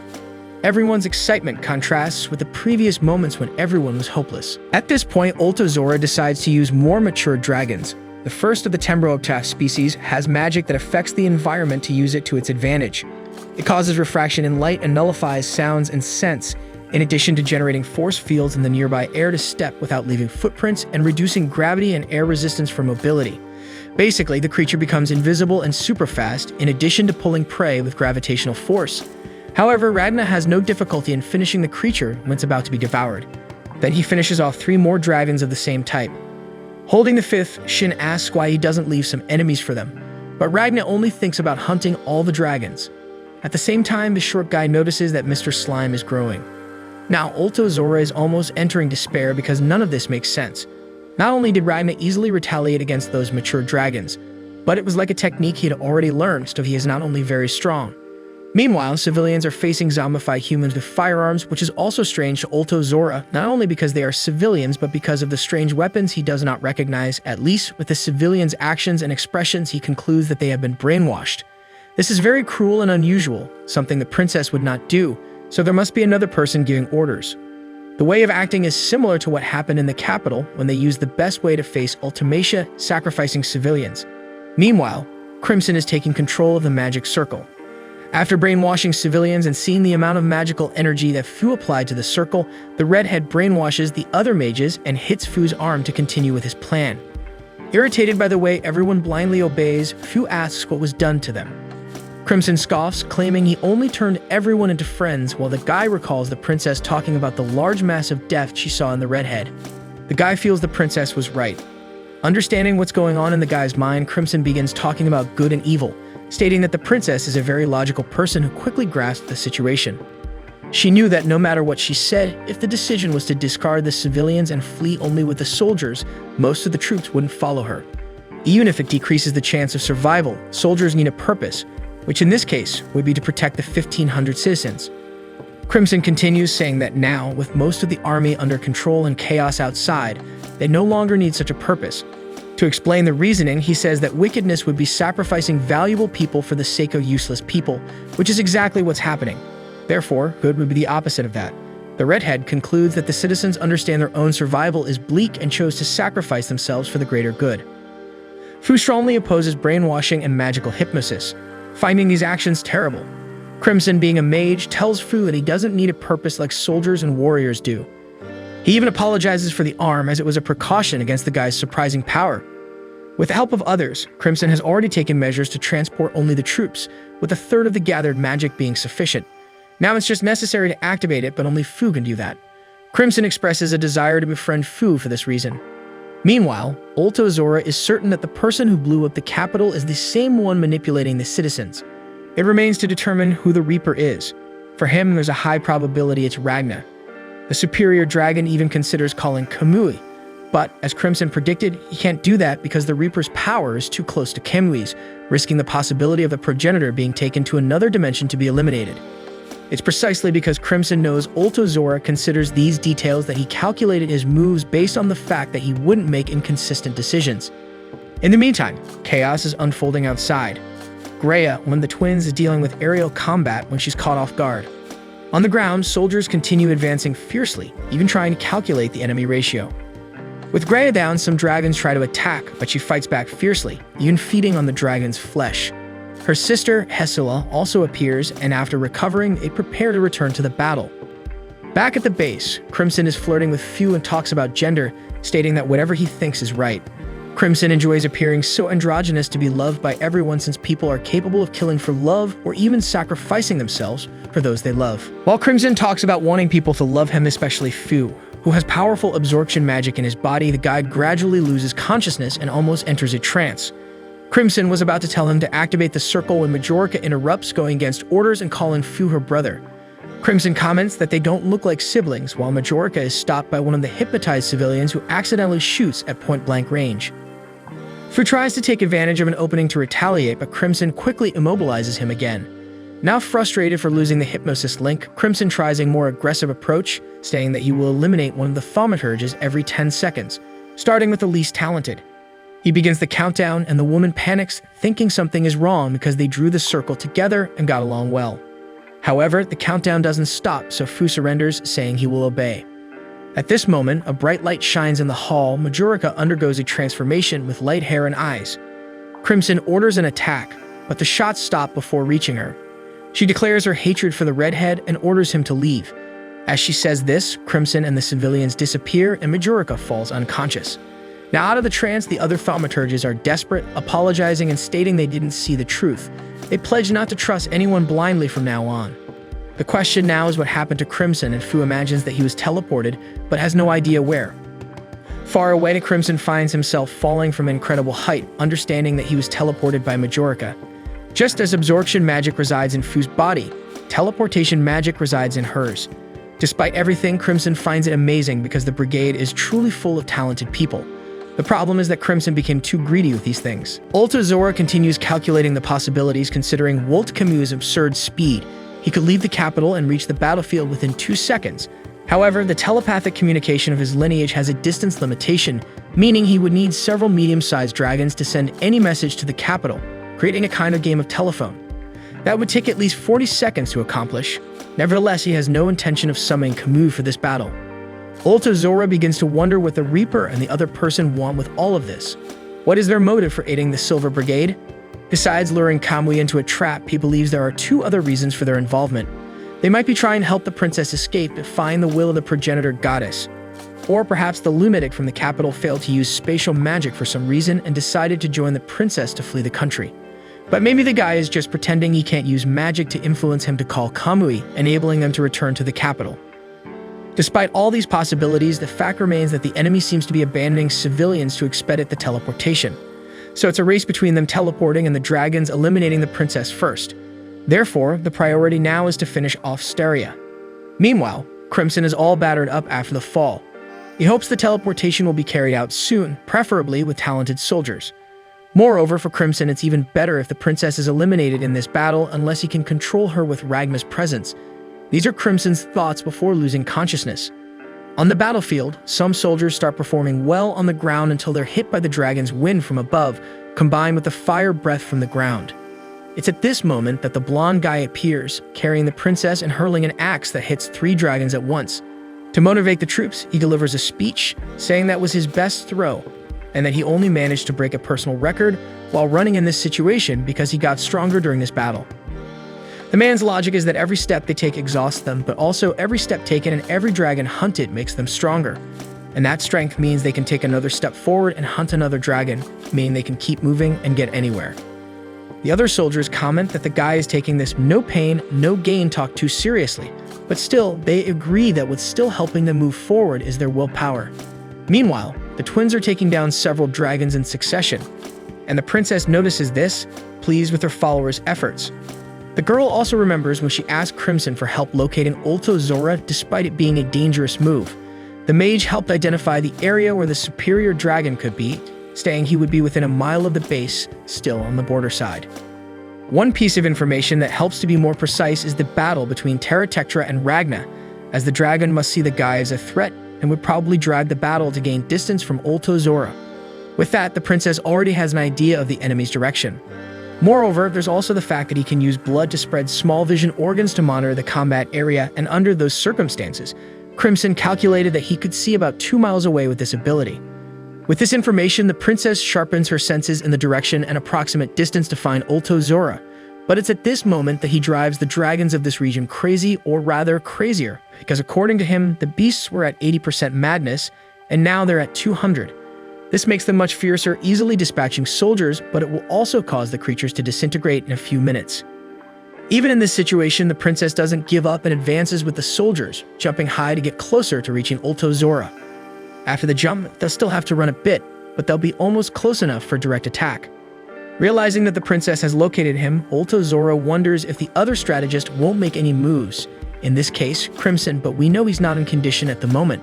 Therefore, he releases a purple toxin, imagining that the opponent is preparing a big maneuver, but he finds it too obvious. In a brief moment, the superior dragon catches a glimpse of Lakusha, so Nazarene appears out of nowhere and takes advantage to launch a surprise attack while he's off guard. With the head kicked far away, the body speaks alone to the woman, congratulating her for getting so far without being noticed by his surveillance. Another mouth on the hand starts arguing with the body's mouth, while Nazarena tries to understand if this is a false body since she hit both the brain and the heart. Anyway, with her part done, she starts to move away to leave the rest of the princess. And speaking of her, the girl congratulates the tutor's work because it saved her from using her most powerful technique in the wrong place. Turns out the body on the ground was indeed fake. Ulto Zora is actually 100 meters underground. With this, she starts manipulating the earth to force the dragon upwards, trying to bring him to the surface, shining brightly as she struggles to make this move. Then she commands Chris's throw. At this moment, more crazy dragons appear, so the other soldiers prepare to defend the princess. As he rises, Ulto Zora thinks about his memories lacking color and how he can't recall certain emotions from that day with Lakusha, but now it's a bit different. Remembering part of the conversation, his memories are clearer now. This is because he saw Princess Silverware, who made him see how she sparkles with a bright light. The dragon also thinks about the danger, knowing he should eliminate the girl as soon as possible, but still, as he's about to see that glow even closer and probably gain a bit more color to his memories, he starts to hesitate. However, it's at this moment that Terratectra communicates again with his comrade, stating that the forest is compromised, the magic level is rising rapidly, and Ulto Zora must not let the dragons enter the forest. Suddenly, everything starts to tremble.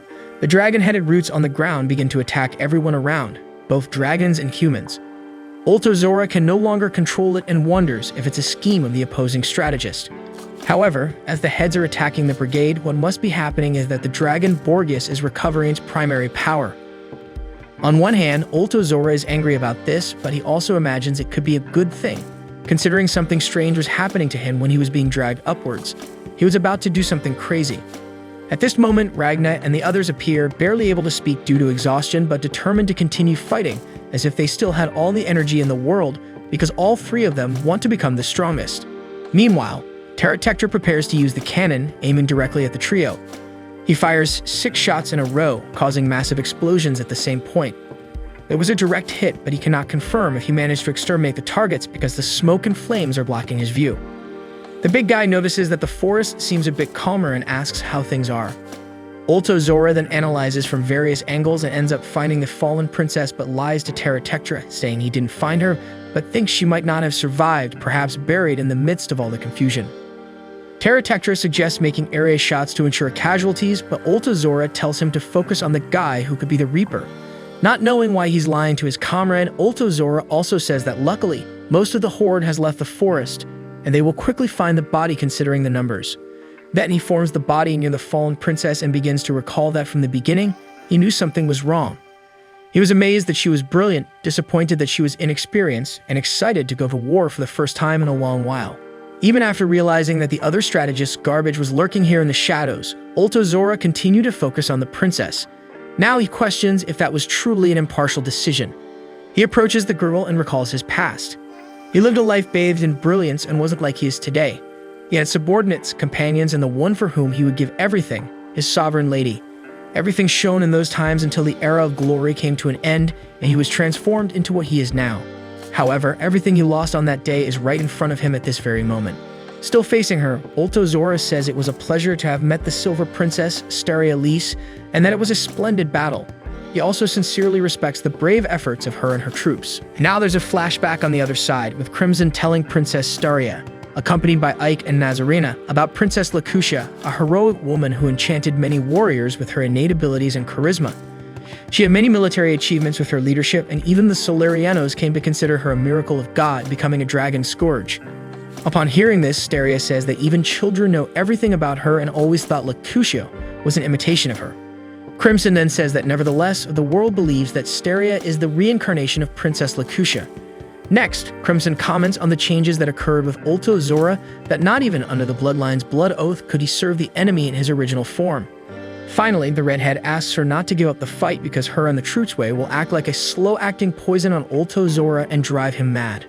Back in the present in the forest, the guy decides to make the princess part of the lineage. At this moment, she wakes up and realizes she's close to victory. Ultozora says her brilliance should not leave this world, so he will make the request to the monarch. Somehow, the superior dragon thinks this will solve not only their problems, but also the princess's troops. Still on the ground, she asks him if he knows why she shines so brightly. She answers that this world created the Silverine to be the desire of resistance. Therefore, the control she has over the Silverine means her splendor is the will of the world itself.